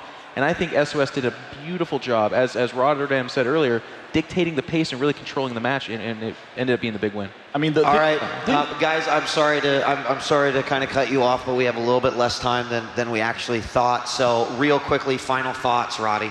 I think SOS redefined of how we should play PvZ today, and it's something that, you know, without even going really into detail about what, I learned so much from just watching these games, and I think we have a fantastic champion we can be very proud of, and it was an amazing tournament. Quickly, Sean. Yeah, I mean, it's completely changed the way PvZ's thought of, but Jaedong too has been showing that Zerg versus Terran. All right, I'm sorry, we're running out of time, Sean. We're going to have to take it over. Boom. Ladies and gentlemen, thank you for joining us for the 2013 WCS Global Finals. It has been a fantastic time here on the Expert Desk, and thank you to everyone involved here in the production. We'll see you next time. Peace.